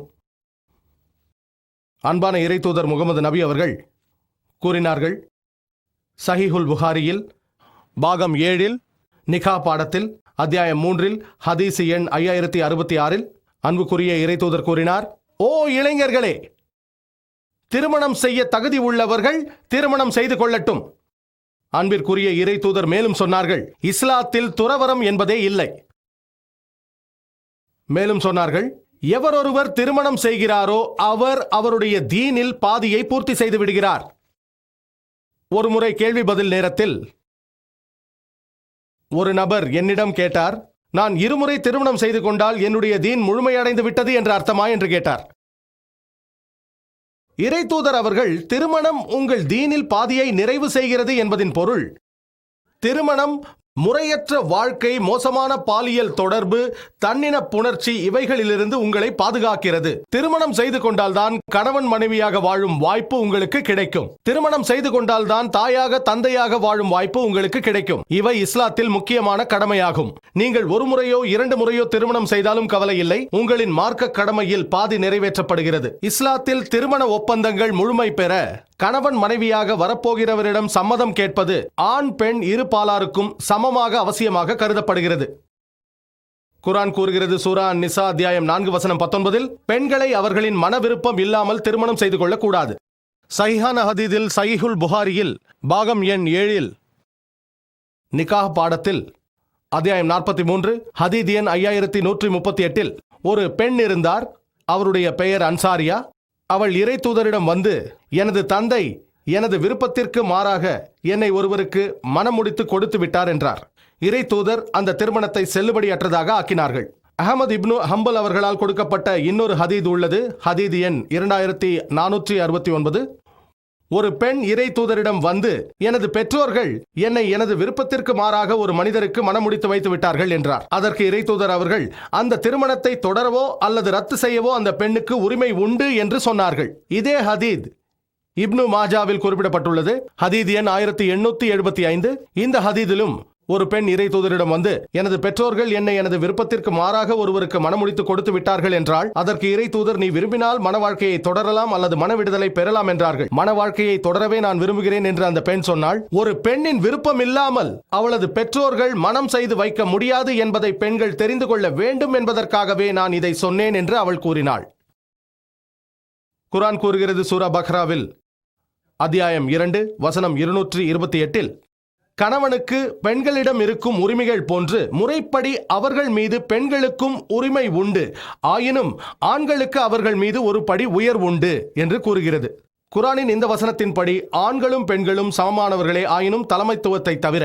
குர்ஆன் தெளிவாக சொல்கிறது, பெண்கள் ஆண்களை போன்று சம உரிமை உள்ளவர்களே, ஆயினும் ஆண்கள் ஒரு படி உயர் உள்ளவர்களாய் இருக்கிறார்கள். இப்போது பல முஸ்லிம்கள் இந்த கடைசி வசனத்தை, ஆண்களுக்கு ஒரு படி உயர் உண்டு என்ற வசனத்தை தவறாக கருத்தில் எடுத்துக்கொண்டு ஆண்களே உயர்வானவர்கள் என்று கருதுகிறார்கள். இந்த குர்ஆன் வசனத்தை குறிப்பிட்டு ஆண்கள் பெண்களை விட உயர்ந்தவர்கள் என்று சொல்கிறார்கள். ஏனென்றால் அல்லாஹ் சொல்கிறான் ஆண்கள் ஒரு படி மேலானவர்கள் என்பதாக. அவர்கள் குறிப்பிட்ட இந்த வசனம் நமது காரியால் ஓதப்பட்ட வசனம். சூரா நிசா அத்தியாயம் 4 வசனம் 34. அது கூறுகிறது, ஆண்கள் பெண்களுக்கு கவ்வாமாகும். கவ்வாம் என்ற அரபிச் சொல்லுக்கு பொருள் என்ன? கவ்வாம் என்ற சொல் அகாமா என்ற வேர் சொல்லிலிருந்து வந்தது. அதன் பொருள் அவர்களுக்காக முன் நிற்பது என்பதாகும். நாம் தொழுகைக்கு முன் அகாமா சொல்லும் போது எழுந்து நிற்கிறோம். ஆகவே இந்த அரபிச் சொல் கவ்வாம் என்பதின் பொருள் ஆண்கள் ஒரு படி மேலதிகமாக பொறுப்புகளை கொண்டவர்கள் என்பதே. பெண்கள் மீது சேவை செய்வதில் ஒரு படி கூடுதலான பொறுப்புடையவர்கள் என்பதே தவிர பெண்கள் மீது ஆதிக்கம் செலுத்துவதற்கு ஒரு படி மேலானவர்கள் என்பதல்ல. நீங்கள் தப்சீருல் தபரியை வாசித்தால் அதில் குறிப்பிடப்படுகிறது, கவ்வாம் என்ற அரபிச் சொல் கூடுதல் பொறுப்புள்ளவர் என்பதையே குறிக்கும். மேலும் அந்த வசனங்களை தொடர்ந்து படித்தால் அது கூறுகிறது, அல்லாஹ் ஆண்களுக்கு பெண்களை விட அதிக பலத்தை கொடுத்திருக்கிறான். அந்த அனுகூலத்திற்காக பெண்களை சமரட்சிக்க வேண்டிய கடமை ஆண்களுக்கு உள்ளதே தவிர பெண்கள் மீது ஆதிக்கம் செலுத்த அல்ல. மேலும் குர்ஆன் கூறுகிறது சூரா நிசா அத்தியாயம் 4 வசனம் 19, உங்கள் மனைவியர்களிடம் சமத்துவமாகவும் கண்ணியமாகவும் நடந்து கொள்ளுங்கள். நீங்கள் அவளை விரும்பாவிட்டாலும் கூட, உங்கள் மனைவியை விரும்பாவிட்டாலும் கூட அன்பாகவும் கனிவாகவும் நடந்து கொள்ள வேண்டும் என்று குர்ஆன் கூறுகிறது. அவளை கருணையோடு நடத்துங்கள். விரும்பாவிட்டாலும் கூட, அவளை விரும்பாவிட்டாலும் அன்போடும் கனிவோடும் நடத்துங்கள். இஸ்லாத்தில் பெண்களை ஹவுஸ் வைஃப்ஸ் என்று கூறுவதை நாங்கள் விரும்புவதில்லை. ஹவுஸ் வைஃப்ஸ் இந்த வார்த்தையை நாம் ஆராய்ந்து பார்த்தால் அவள் வீட்டை திருமணம் செய்து கொண்டவளாகிறாள். இஸ்லாத்தில் நாங்கள் பெண்களை வீட்டிற்கு திருமணம் செய்து கொடுப்பதில்லை. அதனால் அவளை ஹவுஸ் வைஃப்ஸ் என்று அழைப்பதில்லை. ஆங்கிலத்தில் உங்கள் ப்ரொஃபஷன் என்னவென்று கேட்டால் ஹவுஸ் வைஃப் என்பார்கள். இஸ்லாத்தில் நாங்கள் பெண்களை ஹோம் மேக்கர்ஸ், குடும்பத்தை உருவாக்குபவர் என்கிறோம். அவளே குடும்பத்தை உருவாக்குகிறாள், அவளே குடும்பத்தை கட்டமைக்கிறாள். ஆகவே இன்ஷா அல்லாஹ் இனி பெண்கள் எந்தவித படிவத்தை பூர்த்தி செய்ய வேண்டுமானாலும் தொழில் குறிக்கும் போது அவர்கள் ஹவுஸ் வைஃப் என்று குறிப்பிட்டால் அது ஒரு ஆங்கில குறியீட்டு சொல். உங்களை வீட்டிற்கு திருமணம் செய்து வைக்கிறார்கள். மாறாக நீங்கள் ஹோம் மேக்கர் என்று எழுதுங்கள். ஏனென்றால் பெண்களே குடும்பத்தை கட்டி எழுப்புகிறார்கள், அவர்களே குடும்பத்தை உருவாக்குகிறார்கள். இஸ்லாத்தில் ஒரு எஜமானனுக்கு அடிமை போன்ற அந்தஸ்தில் பெண்களை திருமணம் செய்து கொடுப்பதில்லை. அவள் சம அந்தஸ்துள்ளவளாக, வாழ்க்கையில் பங்காளியாக மதிக்கப்படுகிறாள். குர்ஆன் ஒரு சிறப்பான சொல்லாட்சியை தருகிறது. சூரா அல் பக்ராவில் அத்தியாயம் 2 வசனம் 187 எல்லாம் வல்ல இறைவன் கூறுகிறான், அவர்கள் உங்களுக்கு ஆடையாகவும் நீங்கள் அவர்களுக்கு ஆடையாகவும் இருக்கிறீர்கள். இதன் அர்த்தம் உங்கள் மனைவியர்களே உங்களுக்கு ஆடையாக இருக்கிறார்கள், நீங்களோ உங்கள் மனைவியர்களுக்கு ஆடையாக இருக்கிறீர்கள். ஒரு ஆடையின் பங்கு என்ன? ஆடையின் பங்கு என்னவென்றால் அது அழகுபடுத்துகிறது, மறைக்கிறது, பாதுகாக்கிறது. கணவனும் மனைவியும் பரஸ்பரம் அடுத்தவர் தவறுகளை மறைக்க வேண்டும், ஒருவரை ஒருவர் அழகுபடுத்த வேண்டும், உதவி கொள்ள வேண்டும், கையும் உறையும் போல ஒட்டிக்கொண்டே இருக்க வேண்டும். இப்போது இஸ்லாத்தில் ஒரு தாயின் உரிமைகளை பற்றி பார்ப்போம். அல்லாஹ் கூறுகிறான்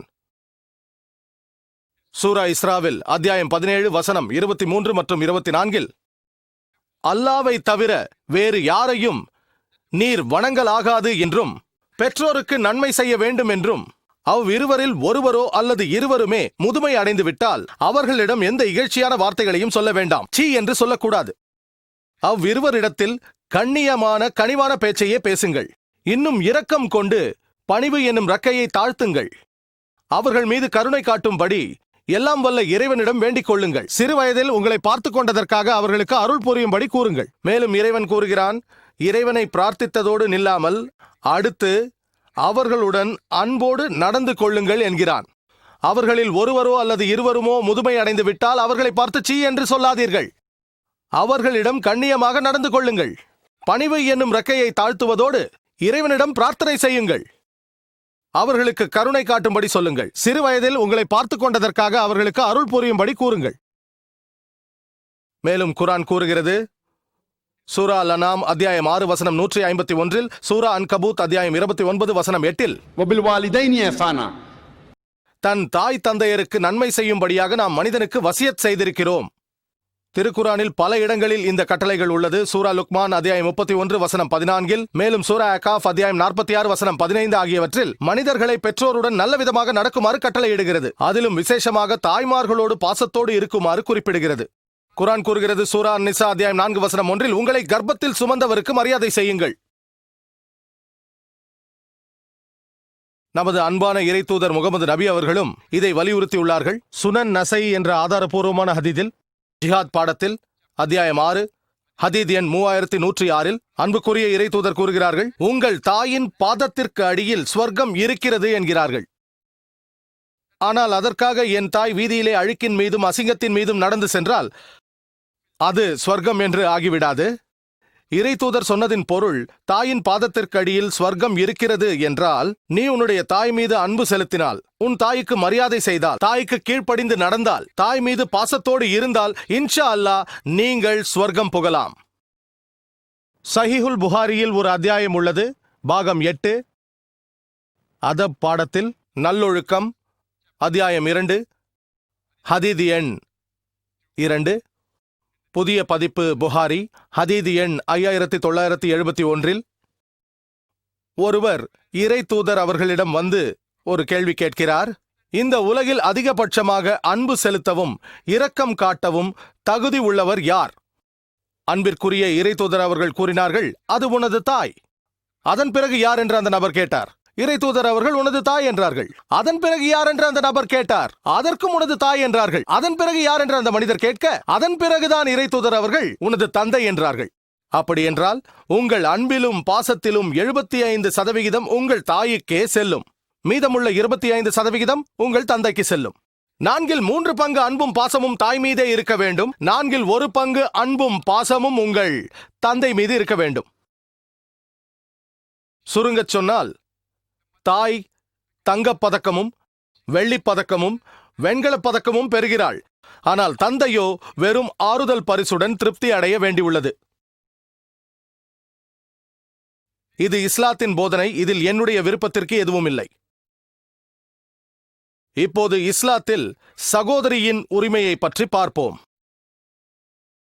குர்ஆன் கூறுகிறது, சூரா தௌபாவில் அத்தியாயம் 9 வசனம் 71, والمؤمنين والمؤمنات بعضهم أولياء بعض. நன்னம்பிக்கை கொண்ட ஆண்களும் பெண்களும் ஒருவருக்கொருவர் உற்ற துணைவர்களாக இருக்கிறார்கள். அதாவது அவர்கள் சமூகத்தில் ஒருவருக்கொருவர் நல்லதை செய்ய தூண்டுகிறார்கள். அவர்கள் சகோதர சகோதரியை போன்றவர்கள். அன்பிற்குரிய முகமது நபி அவர்கள் பெண்களை ஷஹாத் என்று குறிப்பிட்டார்கள். ஷஹாத் என்ற அரபி சொல்லுக்கு சகோதரி என்ற பொருளும் உண்டு. இன்னொரு பொருள் பாதி, 2/1 என்பதாகும். உலக ஜனத்தொகை 2 பகுதியாக சமமாக பிரிந்திருப்பது நமக்கு தெரியும். அது ஒரு பாதி ஆண்களும் மறுபாதி பெண்களாகவும் இருக்கிறது. ஆகவே இறை தூதர் பெண்களை சகோதரி என்று குறிப்பிட்டார்கள். அதன் மூலம் இஸ்லாம் பெண்களை உயர்நிலைக்கு கொண்டு செல்லுகிறது. நீங்கள் என்ன சொல்லுவீர்கள்? இஸ்லாத்தில் பெண்களின் உரிமைகள் பாதுகாக்கப்படுகிறதா அல்லது அது ஒடுக்கப்படுகிறதா? இப்போது இஸ்லாத்தில் பெண்களின் கல்வி பெறும் உரிமையை பற்றி அலசுவோம். எல்லாம் வல்ல தூய்மை மிக்க அல்லாவால் எல்லா மனித சமூகத்திற்குமாக அருளப்பட்ட அவனது கடைசியும் இறுதியுமான வேதமாகிய மகிமை மிக்க குர்ஆனில் முதலில் வந்த வழிகாட்டுதல் கட்டளை தொழுகை செய்யுங்கள் என்பதல்ல, தர்மம் செய்யுங்கள் என்பதல்ல, நோன்பு இருங்கள் என்பதல்ல, ஆனால் இக்ரா என்பதே, அதாவது படியுங்கள், அறிவியுங்கள், மீண்டும் சொல்லுங்கள் என்பதே. மகிமை மிக்க குர்ஆனில் உள்ள முதல் 5 வசனங்களும் சூரா இக்ராதான் அத்தியாயம் 96 வசனம் 1 முதல் 5 வரை. இக்ரா பிஸ்மி ரப்பிக்கல் லஸி கலக் கலக்கல் இன்சான மின் அலக் இக்ரா ரப்புக்கல் அக்ரம் அல்லதி அல்லம பில் கலம் அல்லம இன்சான மா லம் யஅலம். வாசிப்பீராக, ஓதுவீராக, தெரிவிப்பீராக, படைத்த உமது இறைவனின் திருநாமத்தை கொண்டு ஓதுவீராக. அவன் அலக் என்ற ஒட்டிக்கொள்ளும் தன்மை கொண்ட அட்டை போன்ற நிலையிலிருந்து மனிதனை படைத்தான். ஓதுவீராக, உம் இறைவன் மாபெரும் கொடையாளி. அவனே எழுதுகோலை கொண்டு கற்றுக் கொடுத்தான். மனிதனுக்கு அவன் அறியாதவற்றையெல்லாம் கற்றுக் கொடுத்தான். தூய்மை மிக்க இறைவனால் மனித சமூகத்திற்கு ஆண்களுக்கும் பெண்களுக்கும் முதலில் தரப்பட்ட வழிகாட்டுதல் ஓதுவீராக என்பதே. அன்புக்குரிய இறை தூதர் முகமது நபி அவர்கள் சொன்னார்கள். சஹி ஹதீதான இப்னு மாஜாவில் குறிப்பிடப்பட்டுள்ளது. ஹதீத் எண் 224. அன்பிற்குரிய இறை தூதர் கூறினார்கள், தலபுல் இல்ம் ஃபரிதத்துன் அலா குல்லி முஸ்லிம். ஒவ்வொரு ஆண் பெண் முஸ்லிமுக்கும் அறிவை பெறுவது கடமையாகும். இறை தூதர் அவர்கள் விசேஷமாக பெற்றோர்களை பார்த்து கூறினார்கள், உங்கள் குழந்தைகளுக்கு கல்வி அறிவை புகட்டுங்கள், குறிப்பாக பெண் குழந்தைகளுக்கு என்றார்கள். ஒரு கணவனின் கடமை தன் மனைவிக்கு கற்றுத்தருவது, குறிப்பாக மார்க்க கல்வியை கற்றுத்தருவது. கற்றுத்தரப்படவில்லை எனில் அவள் நீதிமன்றத்திற்கு சென்று நீதிமதியின் முன்னால் அந்த உரிமையை பெறலாம். கணவனால் படித்துக் கொடுக்க முடியவில்லை எனில் முறையான வேறு யார் மூலமாகவோ படிக்க ஏற்பாடு செய்ய வேண்டும். சஹி புகாரியில் ஒரு அத்தியாயம் உள்ளது. ஒரு ஹதீதில் ஒரு பெண் இறை தூதர் அவர்களிடம் வந்து கூறுகிறார்கள், நீங்கள் எப்போதுமே ஆண்களால் சூழப்பட்டிருக்கிறீர்கள், எங்களுக்கென்று ஒரு நேரத்தை ஒதுக்கக்கூடாதா? இறை தூதர் அதை ஏற்றுக்கொண்டு பெண்களுக்கு கற்பிக்க தனியாக ஒரு நேரத்தை ஒதுக்கினார்கள். தங்கள் தோழர்களையும் விசேஷமாக பெண்களுக்கு கற்பிக்கும்படி அனுப்பி வைத்தார்கள். நீங்கள் இஸ்லாத்தின் வரலாற்றை படித்தால் 1400 ஆண்டுகளுக்கு முன்னால் அறியாமையின் காலத்தில், ஐயாமுல் ஜஹிலியாவில் இருந்த காலத்தில் பல பெண்கள் அறிஞர்களாக ஆனதை உதாரணமாக நாம் பார்த்திருக்கிறோம். அதில் சிறந்த உதாரணமாக நான் கருதுவது யாரை என்றால் ஆயிஷா பின்த் அபூபக்கர். அவரை அல்லாஹ் பொருந்திக் கொள்வானாக. அவர் இறை தூதர் அவர்களின் மனைவி. அவருடைய புகழ் பெற்ற ஒரு மாணவி, அவருடைய பெயர் அரவா. அவரை அல்லாஹ் பொருந்திக் கொள்வானாக. அவர் கூறுகிறார்கள், எனக்கு தெரிந்தவரை அறிஞர்களிலேயே ஆயிஷாவை போன்று, அவரை அல்லாஹ் பொருந்திக் கொள்வானாக, குர்ஆனை படிப்பதிலும் கடமைகளை பேணுவதிலும் அனுமதிக்கப்பட்டது தடுக்கப்பட்டது என்பவற்றிலும் இலக்கியத்திலும் கவிதையிலும் அரபு மொழி வரலாற்றிலும் மரபு வழி ஆய்விலும் சிறந்தவரை நான் இதுவரை பார்த்ததில்லை என்றார்கள். ஆயிஷா, அல்லாஹ் அவரை பொருந்திக் கொள்வானாக, அவருடைய வாழ்க்கை சரிதையை படித்தால் நமக்கு தெரிய வரும். இறை தூதர் அவர்களுக்கு பின் பல வருடங்கள் வாழ்ந்தார்கள். அதனால் அவர் பல நபித்தோழர்களுக்கு வழிகாட்டினார்கள். குலஃபாயே ராஷிதீன் என்ற 4 நேர்வழி பெற்ற கலீஃபாக்களுக்கும் வழிகாட்டினார்கள். பல சந்தர்ப்பங்களில் இறை தூதரை சந்திக்க வரும் பல வெளிநாட்டு தூதுக்குழுக்கள் மருத்துவம் போன்ற தலைப்பை கலந்துரையாடும் போது ஆயிஷா, அவர்களை அல்லாஹ் பொருந்திக் கொள்வானாக, அவருக்கு ஞாபக சக்தி அதிகம், அவர் அதை மனப்பாடம் செய்து கொள்வார்கள். அவர்கள் கணிதவியலிலும் திறமை மிக்கவர்கள். இறை தூதரின் மறைவுக்கு பின்பு பல நபித்தோழர்கள் அவர்களிடத்தில் வந்து விசேஷமாக மிராத் தொடர்பாகவும் வாரிசுரிமை சம்பந்தமாகவும் அறிந்து செல்வார்கள். காரணம், அவர்கள் கணிதத்தில் வல்லவராக இருந்தார்கள். வரலாறு சொல்லுகிறது, அவர்கள் பல கல்வியாளர்களுக்கு கற்றுத் தந்துள்ளார்கள். அவர்கள் 88ற்கும் குறையாத பல துறை கல்வியாளர்களுக்கு கற்றுத்தந்தார்கள். சுருக்கமாக, அவர்கள் கல்வியாளர்களுக்கெல்லாம் கல்வியாளராக விளங்கினார்கள். அவர்களின் வாயிலாக மட்டும் 2210க்கும் குறையாத ஹதீதுகள் அறிவிக்கப்பட்டுள்ளது. ஆயிஷா அவர்களால், அல்லாஹ் அவர்களை பொருந்திக் கொள்வானாக, இத்தனை ஹதீதுகள் வந்துள்ளன. உம்மு சலமா அவர்களை நாம் உதாரணமாக சொல்லலாம். அவர்களை அல்லாஹ் பொருந்திக் கொள்வானாக. அவர் இறை தூதரின் மனைவியர்களில் ஒருவர். மேலும் இமாம் அன்-நவவி அவர்களின் கூற்றுப்படி அவர் படித்த பெண்களுக்கிடையே மிகவும் அறிவாற்றல் உள்ளவர். மேலும் இப்னு ஹஜர் அவர்கள் உம்மு சலமா அவர்களை அதிகாரத்துக்குரியவர் என்கிறார்கள். சஃபியா அவர்களை இன்னொரு உதாரணமாக சொல்லலாம். அவரை அல்லாஹ் பொருந்திக் கொள்வானாக. இறை தூதரின் மனைவியர்களில் ஒருவர். இமாம் அன்-நவவி அவரை அறிவாற்றல் மிக்க பெண்மணி என்று கூறுகிறார்கள். மேலும் பாத்திமா பின்த் கயஸ் அவர்களை உதாரணமாக சொல்லலாம். இவர் முகமது நபி அவர்களின் ஒரு சஹாபி பெண்மணி. அவர் நன்றாக கற்றறிந்தவர், அறிவு கூர்மை மிக்கவர். ஒரு முறை ஃபிக்ஹ் சம்பந்தமான கலந்துரையாடலில் அவர் எடுத்து வைத்த கருத்தை ஆயிஷா அவர்களை அல்லாஹ் பொருந்திக் கொள்வானாக, உதுமான் அவர்களை அல்லாஹ் பொருந்திக் கொள்வானாக, இருவரும் அந்த கருத்தை எதிர்த்தாலும் அதை தவறு என்று நிரூபிக்க முடியவில்லை. அந்த அளவு அறிவாற்றல் உள்ளவர். உம்மு சல்மா அவர்களையும் எடுத்துக்காட்டாக சொல்லலாம். அவர்களையும் அல்லாஹ் பொருந்திக் கொள்வானாக. அவர்கள் ஹஸ்ரத் அனஸ் அவர்களின் தாயார் ஆவார்கள். அவரை அல்லாஹ் பொருந்திக் கொள்வானாக. அவர் புகழ்பெற்ற சஹாபா. இப்னு ஹஜர் அவர்களின் கூற்றுப்படி அவர் மிகச்சிறந்த அறிவாளி பெண் ஆவார் என்று கூறுகிறார்கள். இமாம் அன்-நவவி அவரின் கூற்றுக்கள் ஆதாரபூர்வமானது என்று கூறுகிறார்கள். உம்மு தர்தா அவர்களை உதாரணமாக கூறலாம். அவர் அபு தர்தாவின் மனைவி ஆவார். இமாம் புகாரி அவருடைய சஹி புகாரியில் கூறுகிறார்கள், அவர் ஹதீது கலையில் வல்லவர் என்கிறார். மேலும் சையது நஃபீசா அவர்களை உதாரணமாக எடுத்துக்கொள்ளலாம். சையது நஃபீசா ஒரு கல்வியாளர், பல மாணவர்களுக்கு பாடம் நடத்தியுள்ளார். இமாம் ஷாஃபி அவர்களும் அவருடைய மாணவர்களில் ஒருவர். அல்லாஹ் அவருக்கு கருணை காட்டுவானாக. ஆயிஷா பின்தே சாத் அவர்களை உதாரணமாக சொல்லலாம். இப்னு அபி வக்காஸ் அவரும் ஒரு கல்வியாளர். அவரது மாணவர்களில் ஒருவர் இமாம் மாலிக் அவர்கள் ஆவார்கள். இறைவனின் கருணை அவர் மீது உண்டாகட்டும். ரஹிமுல்லா. சிந்தித்து பாருங்கள், அந்த அறியாமை காலத்தில், ஐயாமுல் ஜாஹிலியாவில் பல பெண்கள் அறிஞர்களாக இருந்திருக்கிறார்கள். படிப்பறிவில்லாத அந்த காலகட்டத்தில் பல பெண்கள் கல்வியாளர்களாக இருந்ததை எண்ணி பாருங்கள். இத்தனை பெண்களின் உதாரணம் நமக்கு உள்ளது. இஸ்லாத்தில் பெண்களுக்கு சட்ட உரிமை என்பதை பற்றி நாம் அலசுவோம். சட்டபூர்வமாக ஆண்களும் பெண்களும் சமம்தான். குற்றத்துக்குரிய தண்டனையில் இரு சாராரும் ஒரே தண்டனையையே பெறுகிறார்கள். உதாரணமாக, ஒரு மனிதன் ஒரு பெண்ணை கொன்றால் அவனுக்கு மரண தண்டனை. ஒரு பெண் ஒரு ஆணை கொன்றால் அவளுக்கும் மரண தண்டனை. குர்ஆனின் கூற்றுப்படி சூரா பக்ரா அத்தியாயம் 2 வசனங்கள் 178-79. மேலும் உடலின் ஏதாவது உறுப்புகள் சேதமாக்கப்பட்டால், அது கண்ணாக இருந்தாலும், காதாக இருந்தாலும், கையாக இருந்தாலும், அதற்கு பழிக்கு பழி வாங்க வேண்டும். அது ஆணாக இருந்தாலும் பெண்ணாக இருந்தாலும் தண்டனை ஒன்றுதான். அதே நேரத்தில் ஒருவர் யாரையாவது கொலை செய்து விட்டால் அந்த குடும்பத்தை சேர்ந்தவர்கள் நஷ்ட ஈட்டை பெற்றுக்கொண்டு அவனை மன்னித்து விடலாம். இதில் மன்னிப்பவர் ஆணாகவும் இருக்கலாம், பெண்ணாகவும் இருக்கலாம். அவர்களுக்கு சம உரிமை உண்டு. மன்னிக்கும் உரிமை அவர்களுக்கு உண்டு. இஸ்லாத்தில் தண்டனையானது ஆண்களாயினும் பெண்களாயினும் ஒரே குற்றத்திற்கு ஒரே மாதிரி தண்டனை தான் இருக்கும்.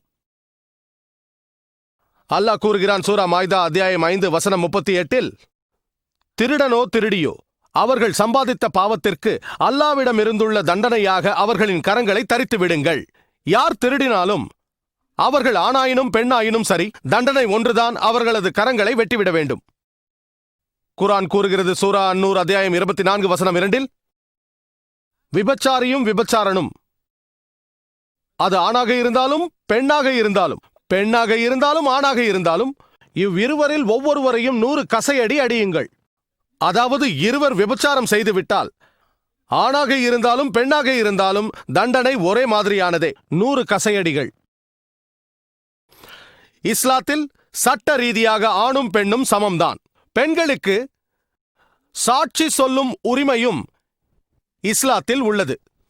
பல மதங்களில் பெண்கள் சாட்சி சொல்ல அனுமதிக்கப்படுவதில்லை. யூத மதத்திலும் சில ஆண்டுகள் முன்பு வரை இந்த நிலையே இருந்தது. 1950ஆம் ஆண்டில்தான் பெண்களுக்கு சாட்சி சொல்லும் உரிமை தரப்பட வேண்டுமா இல்லையா என்ற பேச்சுவார்த்தை நடந்தது. ஆனால் இஸ்லாம் 1400 ஆண்டுகளுக்கு முன்பே பெண்களுக்கு இந்த உரிமையை வழங்கியது. அதோடு குர்ஆன் பெண்களை பாதுகாக்கிறது. குர்ஆன் கூறுகிறது சூரா அன்-நூர் அத்தியாயம் 24 வசனம் 4, எவர்கள் கற்புள்ள பெண்கள் மீது அவர்களது கண்ணியத்திற்கு புறம்பாக அவதூறு கூறி 4 சாட்சிகளை கொண்டு வரவில்லையோ அவர்களுக்கு தண்டனையாக 80 கசையடிகளை கொடுங்கள். அதாவது, நீங்கள் ஒரு கற்புள்ள பெண் மீது அவள் கற்பில் குற்றம் சாட்டினால் அதை நிரூபிக்க 4 சாட்சிகளை கொண்டு வராவிட்டால் 80 கசையடிகளை தண்டனையாக பெறுவீர்கள். இஸ்லாத்தில் சின்ன குற்றமானால் 2 சாட்சிகள் கொண்டு வர வேண்டும், பெரிய குற்றமானால் 4 சாட்சிகள் வேண்டும். அதாவது, இன்றைய உலகத்தில் இரவு பகலாக ஆண்களும் பெண்களும் ஒருவரை ஒருவர் இழிவுபடுத்துவது சாதாரணமாகிவிட்டது. உங்களுக்கு தெரியும், ஆண்கள் பெண்களுக்கு கெட்ட பெயரை உண்டாக்கி அவர்களை விபச்சாரிகள் என்று அழைக்கிறார்கள். ஒரு இஸ்லாமிய நாட்டில் இஸ்லாமிய சட்டங்களை நெறிப்படுத்தப்படுகிற ஒரு நாட்டில் ஒரு மனிதன் இப்படி விபச்சார குற்றம் சாட்டினால், விபச்சாரி என்று குற்றம் சுமத்திவிட்டு 4 சாட்சிகளை கொண்டு வர தவறினால் அவனுக்கு 80 கசையடிகள் கிடைக்கும். அப்படி அவன் 4 சாட்சிகளை கொண்டு வந்து அதில் ஒரு சாட்சி பொய் என நிரூபிக்கப்பட்டால் எல்லோருக்கும் 80 கசையடிகள் கிடைக்கும். இந்த அளவிற்கு பெண்களை இஸ்லாம் பாதுகாக்கிறது. எனக்கு தெரிந்த இந்த உலகில் எந்த ஒரு சட்டமும், அது அமெரிக்காவாக இருக்கலாம், யூகேவாக இருக்கலாம், கனடாவாக இருக்கலாம், இந்தியாவாக இருக்கலாம், ஒரு பெண் ஒரு ஆண் தன்னை இழிவுபடுத்தி விட்டதாக கோர்ட்டுக்கு போனால் அங்கு என்ன நடைபெறுகிறது, என்ன செய்வது என்று கேட்பார்கள். பாதிக்கப்பட்ட பெண் எந்த வழக்கிலும் சரியான நீதியை பெற்றதாக எனக்கு தெரியவில்லை. ஆனால் இஸ்லாமிய சட்டத்தில் 80 கசையடிகள். இந்த சட்டம் உலகில் எங்கேனும் அமுல்படுத்தப்பட்டால் ஒரு மனிதன் பெண்ணை இழிவுபடுத்தும் முன் 10 லட்சம் முறை யோசிப்பான். இப்படித்தான் இஸ்லாம் பெண்களை பாதுகாக்கிறது. மேலும் மேற்கத்திய உலகில் ஒரு பெண் ஆணை திருமணம் முடித்தால் கணவனின் பெயரை தன் பெயரோடு சேர்த்துக் கொள்வது கட்டாயம். ஆனால் இஸ்லாத்தில் அவள் விரும்பினால் சேர்த்துக் கொள்ளலாம் அல்லது அவளது பெயரையே வைத்துக் கொள்ளலாம். பல இஸ்லாமிய நாடுகளில் பெண் ஒரு ஆணை திருமணம் செய்த பின்பு தனது சொந்த பெயரையே வைத்துக் கொள்வதை பார்க்கிறோம். இஸ்லாத்தில் பெண்களுக்கு அரசியல் உரிமை பற்றி பார்ப்போம். அல்லாஹ் கூறுகிறான் திருக்குரானில், சூரா தௌபாவில் அத்தியாயம் 9 வசனம் 71, والمؤمنون والمؤمنات بعضهم أولياء بعض. நன்னம்பிக்கை கொண்ட ஆண்களும் நன்னம்பிக்கை கொண்ட பெண்களும் ஒருவருக்கொருவர் உற்ற துணைவர்களாக இருக்கின்றனர். அது சமூகத்தில் மட்டுமல்ல, அரசியலிலும் தான். குரானில் அல்லாஹ் கூறுகிறான் சூரா மும்தஹீனா அத்தியாயம் 60 வசனம் 12, நபியே, விசுவாச பிரமாணத்திற்காக பெண்கள் உங்களிடம் வந்தால், அதன் அரபு சொல் பையத், அது இப்போது நாம் கடைபிடிக்கும் நவீன ஓட்டு முறையை விட சிறப்பானது. நவீன வாக்கு முறையில் நாட்டின் தலைவரை தேர்ந்தெடுக்கிறோம். ஆனால் இங்கு பெண்கள் இறை தூதர்தான் நாட்டின் தலைவர் என ஏற்றுக்கொள்வதோடு அவர்கள்தான் அல்லாவின் தூதர் என்று ஏற்றுக்கொண்டு சாட்சியும் கூறினார்கள். நமது நவீன வாக்குரிமை முறையை விட அது சிறப்பானதாக இருந்தது. இஸ்லாத்தில் சட்டத்தை இயற்றுவதிலும் பெண்கள் பங்கு பெறலாம். ஒரு முறை ஹஸ்ரத் உமர், அவரை அல்லாஹ் பொருந்திக் கொள்வானாக, இஸ்லாத்தின் 2வது கலீஃபா, மஹர் என்னும் மணக்கொடைக்கு உச்சவரம்பு விதிக்கப்பட வேண்டும் என்று நபி தோழர்களோடு கலந்துரையாடி கொண்டிருந்தார்கள். பெண்கள் திருமணத்திற்கு மணக்கொடையாக அதிக தொகை கேட்கிறார்கள், உச்சவரம்பு ஏற்படுத்தலாமா என்று பேசிக் கொண்டிருக்கையில் ஒரு பெண் பள்ளிவாசலின் பின்னிருக்கையிலிருந்து ஆட்சேபித்தார். அந்த பெண்ணின் பெயர் கூட குறிப்பிடப்படவில்லை. அப்படியானால் அவள் சாதாரண பெண்மணியாக இருந்திருக்க வேண்டும், கற்றறிந்த பெண்ணாக இருந்திருக்க முடியாது.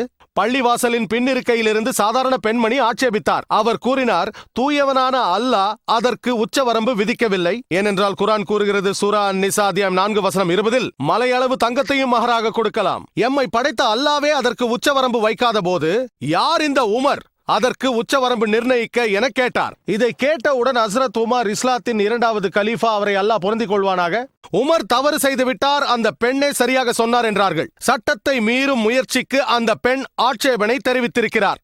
அது ஏற்றுக்கொள்ளப்பட்டது.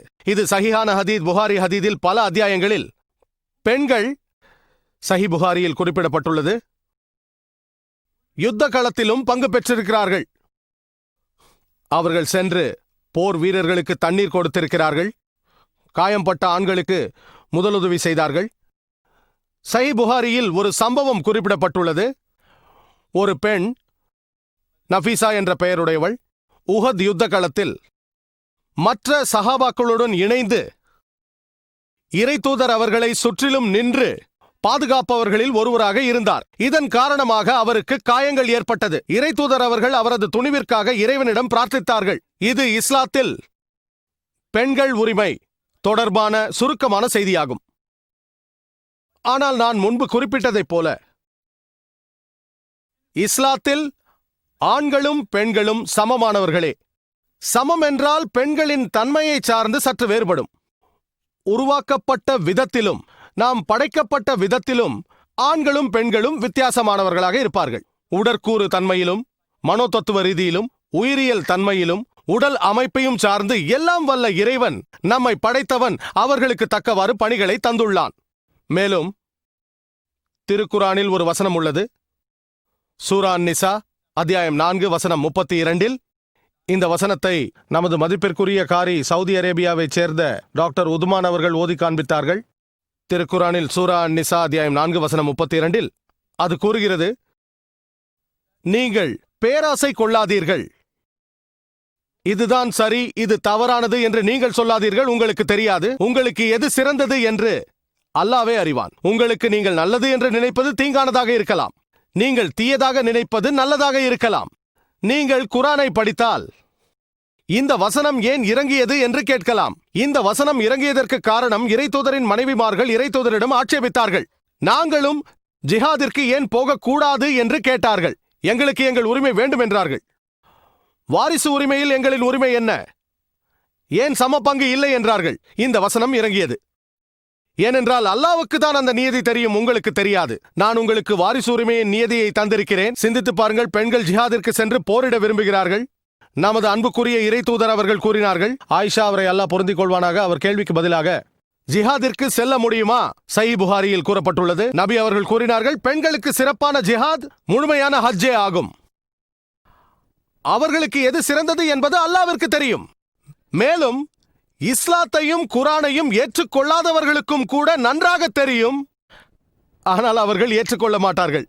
இந்த மேற்கத்திய உலகம், மேற்கத்திய ஊடகங்கள் இஸ்லாத்தை குறை கூறுபவர்களையே நோக்கமாக கொண்டவர்களிடம், இந்த ஊடகங்களிடம், இந்த மேற்கத்தியர்களிடம் நான் கேட்க விரும்புவது, இஸ்லாம் பெண்களை அடிமைப்படுத்துகிறது என்று அவர்கள் கூறினால் அவர்கள்தான் மிகவும் அடிமைப்படுத்துகிறார்கள். நான் ஒரு சாதாரண கேள்வியை கேட்கிறேன். நீங்கள் விளையாட்டில் எதற்காக ஆண்களையும் பெண்களையும் தனித்தனியாக பங்கு பெற வைக்கிறீர்கள்? ஒலிம்பிக்ஸில் 100 மீட்டர் ஓட்டப்பந்தயத்தில் ஆண்களையும் பெண்களையும் ஒன்றாக ஓடவிட வேண்டியதுதானே? ஏன் ஆண்களை தனியாக பெண்களை தனியாக வைக்கிறீர்கள்? நீச்சலில் ஃப்ரீ ஸ்டைல் நீச்சல் போட்டியில் ஆண்களையும் பெண்களையும் ஏன் பிரிக்கிறீர்கள்? ஒன்றாக வைக்க வேண்டியதுதானே? அதேபோல் லான் டென்னிஸ், மேலும் பேட்மிண்டன் போட்டியில் ஆண்கள் பேட்மிண்டன், பெண்கள் பேட்மிண்டன். ஏன் கலப்பு இரட்டையர் ஆட்டம் நடத்தினாலும், கலப்பு இரட்டையர் என்றால் ஒரே பகுதியில் ஆணும் பெண்ணும் விளையாடுகிறார்கள். ஒருவர் உயர்வானவர், மற்றவர் தாழ்வானவரா? கலப்பு இரட்டையரில் ஏன் ஒரே பகுதியில் 2 ஆண்களையும் 2 பெண்களையும் வைத்து விளையாடக்கூடாது? ஒரு தரப்பில் ஒரு ஆணும் ஒரு பெண்ணும், இன்னொரு தரப்பில் இன்னொரு ஆணும் ஒரு பெண்ணும். ஏன் ஒரு தரப்பில் 2 ஆண்களும் இன்னொரு தரப்பில் பெண்களும் இருக்கக்கூடாது? ஏனென்றால் மேற்கத்திய உலகத்திற்கு உடற்கூறு ரீதியாக ஆண்களும் பெண்களும் வேறுபட்டவர்கள் என்பது தெரியும்.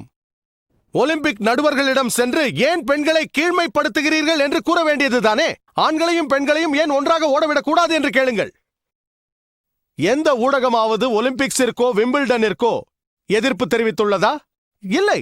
குத்து சண்டை போட்டியிலும் ஆண்களையும் பெண்களையும் ஒருவருக்கு எதிராக ஒருவரை மோத விடுவோமா? நீங்கள் 10ஆம் வகுப்பு பரீட்சை எழுத செல்லும் பொழுது மாணவ மாணவிகள் ஒன்றாக அமர்கிறார்கள். பட்டப்படிப்பிலும் அப்படிதான் ஒன்றாகவே அமர்கிறார்கள். ஏனென்றால் அவர்களுக்கு தெரியும், படிப்பை பொறுத்தவரை ஆண்களும் பெண்களும் சமம்தான் என்பது தெரியும்.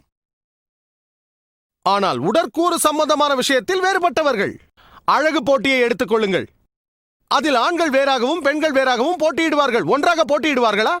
ஆண்களும் பெண்களும் ஒன்று சேர்ந்து போட்டியிட்ட அழகு போட்டியை நீங்கள் பார்த்திருக்கிறீர்களா? இதுவரை பார்த்திருக்கிறீர்களா? ஏன்? காரணம், ஒரு பெண்ணின் அழகு தன்மைக்கும் ஆணின் அழகு தன்மைக்கும் வேறுபாடு உள்ளது. ஆகவே மேற்கத்திய உலகம் இதை அறிந்திருக்கிறது. ஆனால் அவர்கள் அதை ஒப்புக்கொள்ள தயாராக இல்லை. ஆகவே சில போட்டிகள் ஒரே மாதிரியான போட்டிகளாக இருக்கலாம், சில போட்டிகள் வித்தியாசமாக இருக்கலாம். ஆகவே போட்டியை பொறுத்து எந்த போட்டியில் பங்கு பெறுகிறார்கள் என்பதை பார்த்து முடிவெடுக்க வேண்டும். இதில் ஆணும் பெண்ணும் பிரிக்கப்படலாம், இதில் ஆணும் பெண்ணும் சேர்க்கப்படலாம். ஆனால் படைத்தவனை விட யார் சிறப்பாக இருக்க முடியும்? நம்மை படைத்தவனை விட மனிதர்களை யார் நன்றாக அறிந்திருக்க முடியும்? அல்லாஹ் சுப்ஹானஹு வ தஆலாவிற்கு தெரியும். அல்லாஹ் அவனது கடைசியும் இறுதியுமான வேதமான குர்ஆனில் குறிப்பிடுகிறான், பெண்களும் ஆண்களும் புற அமைப்பில் வித்தியாசமானவர்கள் ஆயினும் பொதுவானவற்றில் ஆண்களும் பெண்களும் சமமானவர்களே என்று திருக்குர்ஆனில் அல்லாஹ் கூறுகிறான். ஒரு சிறு மேற்கோள் காட்டி எனது சொற்பொழிவை முடித்துக் கொள்ள விரும்புகிறேன். ஒருவேளை ஒரு வகுப்பில் 2 மாணவர்கள் ஏ மற்றும் பி என்று வைத்துக் கொள்வோம். இருவருமே பரீட்சையில் 100க்கு 80 மதிப்பெண்கள் பெறுகிறார்கள். இருவரும் முதலாவதாக வருகிறார்கள். அவர்களின் விடைத்தாள்களை ஆராய்ந்தால் 10 கேள்விகள், ஒவ்வொன்றும் 10 மதிப்பெண்கள் உடையது. மாணவர் ஏவின் விடைத்தாளை பார்த்தால் அவர் முதலாவது கேள்விக்கு 10ற்கு 9 எடுத்துள்ளார் என்பது தெரிய வருகிறது. மாணவர் பி அதே கேள்விக்கு 10ற்கு 10 எடுத்துள்ளார் என்று தெரிகிறது. ஆகவே முதல் கேள்வியில் ஏவை விட பி உயர்நிலையில் இருக்கிறார் என்பது தெரிய வருகிறது. இரண்டாவது கேள்வியில் மாணவர் பி 10ற்கு 9 பெறுகிறார், மாணவர் ஏ 10ற்கு 10 பெறுகிறார். ஆகவே இரண்டாவது கேள்வியில் மாணவர் பி ஐ விட மாணவர் ஏ உயர்நிலையில் இருக்கிறார். மீதமுள்ள மொத்தம் 8 கேள்விகளுக்கும், அதாவது மூன்றாவது கேள்வியிலிருந்து 10வது கேள்வி வரையில் மாணவர் ஏவும் பியும் 10ற்கு 8 மதிப்பெண்களை பெறுகிறார்கள். இருவரும் சமமாகிறார்கள். கூட்டி பார்த்தால் இருவரும் சமமாக 100ற்கு 80 மதிப்பெண்களை பெற்றுள்ளார்கள். ஆனால் முதலாவது கேள்வியில் ஏவை விட பி முன்னிலையில் இருக்கிறார், இரண்டாவது கேள்வியில் பி ஐ விட ஏ முன்னிலையில் இருக்கிறார். மற்ற எல்லாவற்றிலும் சமமாக இருக்கிறார்கள். இதைப் போலத்தான் இஸ்லாத்தில் தூய்மை மிக்க அல்லாவிற்கு தெரியும். பெண்களை எந்த இடத்தில் சமமாக வைக்க வேண்டுமோ அங்கு சமநிலையை தருகிறான். எங்கு அவர்கள் ஆண்களுடன் வித்தியாசப்படுகிறார்களோ அங்கு அதற்கு தகுந்த பங்கினை வழங்குகிறான். சில கூறுகளில் ஆண்கள் அனுகூலங்களை பெறுகிறார்கள், சிலவற்றில் பெண்கள் பெறுகிறார்கள். உதாரணத்திற்கு, பெற்றோர்களுக்கு அன்பு, பரிவு காட்டுதல் என்ற விஷயத்தில் நான் சுட்டிக்காட்டிய சஹி புகாரியில் பாகம் 8 அதபின் பாடம், நல்லொழுக்க பாடம், அத்தியாயம் 2, ஹதீத் எண் 5971. இறை தூதர் அவர்களிடம் ஒரு மனிதர் வந்து அன்பிற்கும் பரிவிற்கும் உரியவர் யார் என்று கேட்க, உன் தாய், உன் தாய், உன் தாய், அதன் பிறகு தந்தை என்றார். ஆகவே இங்கு தந்தையோடு ஒப்பிடும்போது ஒரு தாயிற்கு தன் குழந்தைகளிடத்திலிருந்து 3 மடங்கு அன்பு அதிகமாக கிடைக்கிறது. ஆகவே இங்கு ஒரு தாய் அனுகூலத்தை பெறுகிறார். ஆனால் ஒரு உதாரணத்திற்கு, எனது வீட்டில் ஒரு கொள்ளைக்காரன் புகுந்துவிட்டால், ஒரு திருடன் புகுந்துவிட்டால், நான் பெண் உரிமையில் நம்பிக்கை உள்ளவன், நீங்கள் போய் போராடுங்கள் என்று நான் சொல்ல மாட்டேன். அல்லாஹ் கூறுகிறான் திருக்குரானில் சூரா நிசா அத்தியாயம் 4:34, அல்லாஹ் பெண்களை விட ஆண்களுக்கு அதிக சக்தியை தந்துள்ளான். ஆகவே போராடுவது என் கடமை, அவர்களை பாதுகாக்கும் பொறுப்பு எனக்கு உள்ளது. நான் ஏன் குழந்தையை பெற்றெடுக்க கூடாது என்று என்றாவது ஒரு ஆண் ஆட்சேபித்தது உண்டா? அது பெண்களுக்கான இனவிருத்திக்குரிய தன்மை. நான் ஏன் குழந்தைக்கு பாலூட்டக்கூடாது என்று ஆண்கள் கேள்வி கேட்க முடியுமா? ஏனென்றால் அது பெண்களின் கடமை. ஆகவே இவையெல்லாம் உயிரியல் தன்மை சார்ந்தது, உடற்கூறு தன்மை சார்ந்தது, மனோதத்துவ தன்மை சார்ந்தது. எனவே எல்லாம் வல்ல இறைவன் ஆண்களுக்கும் பெண்களுக்கும் வித்தியாசமான பங்களிப்பை விதித்துள்ளான். சில வேளைகளில் ஆண்கள் ஒருபடி கூடுதல் அனுகூலங்களை பெறுகிறார்கள், சில வேளை பெண்கள் பெறுகிறார்கள். மொத்தத்தில் ஆண்களும் பெண்களும் சம உரிமை உள்ளவர்களே. அதனால்தான் குரானையும் ஹதீதுகளையும் அடிப்படையாக வைத்து இஸ்லாத்தில் பெண்கள் உரிமையை பற்றி நீங்கள் அலசி ஆராய்ந்தால் நீங்கள் மறுக்காமல் ஒப்புக்கொள்வீர்கள், இஸ்லாத்தில் பெண்கள் உரிமை பாதுகாக்கப்படுகிறதே அன்றி அவர்களை அடிமைப்படுத்தவில்லை. வாஹ்ரு தாவானா அல்ஹம்துலில்லாஹி ரப்பில் ஆலமீன்.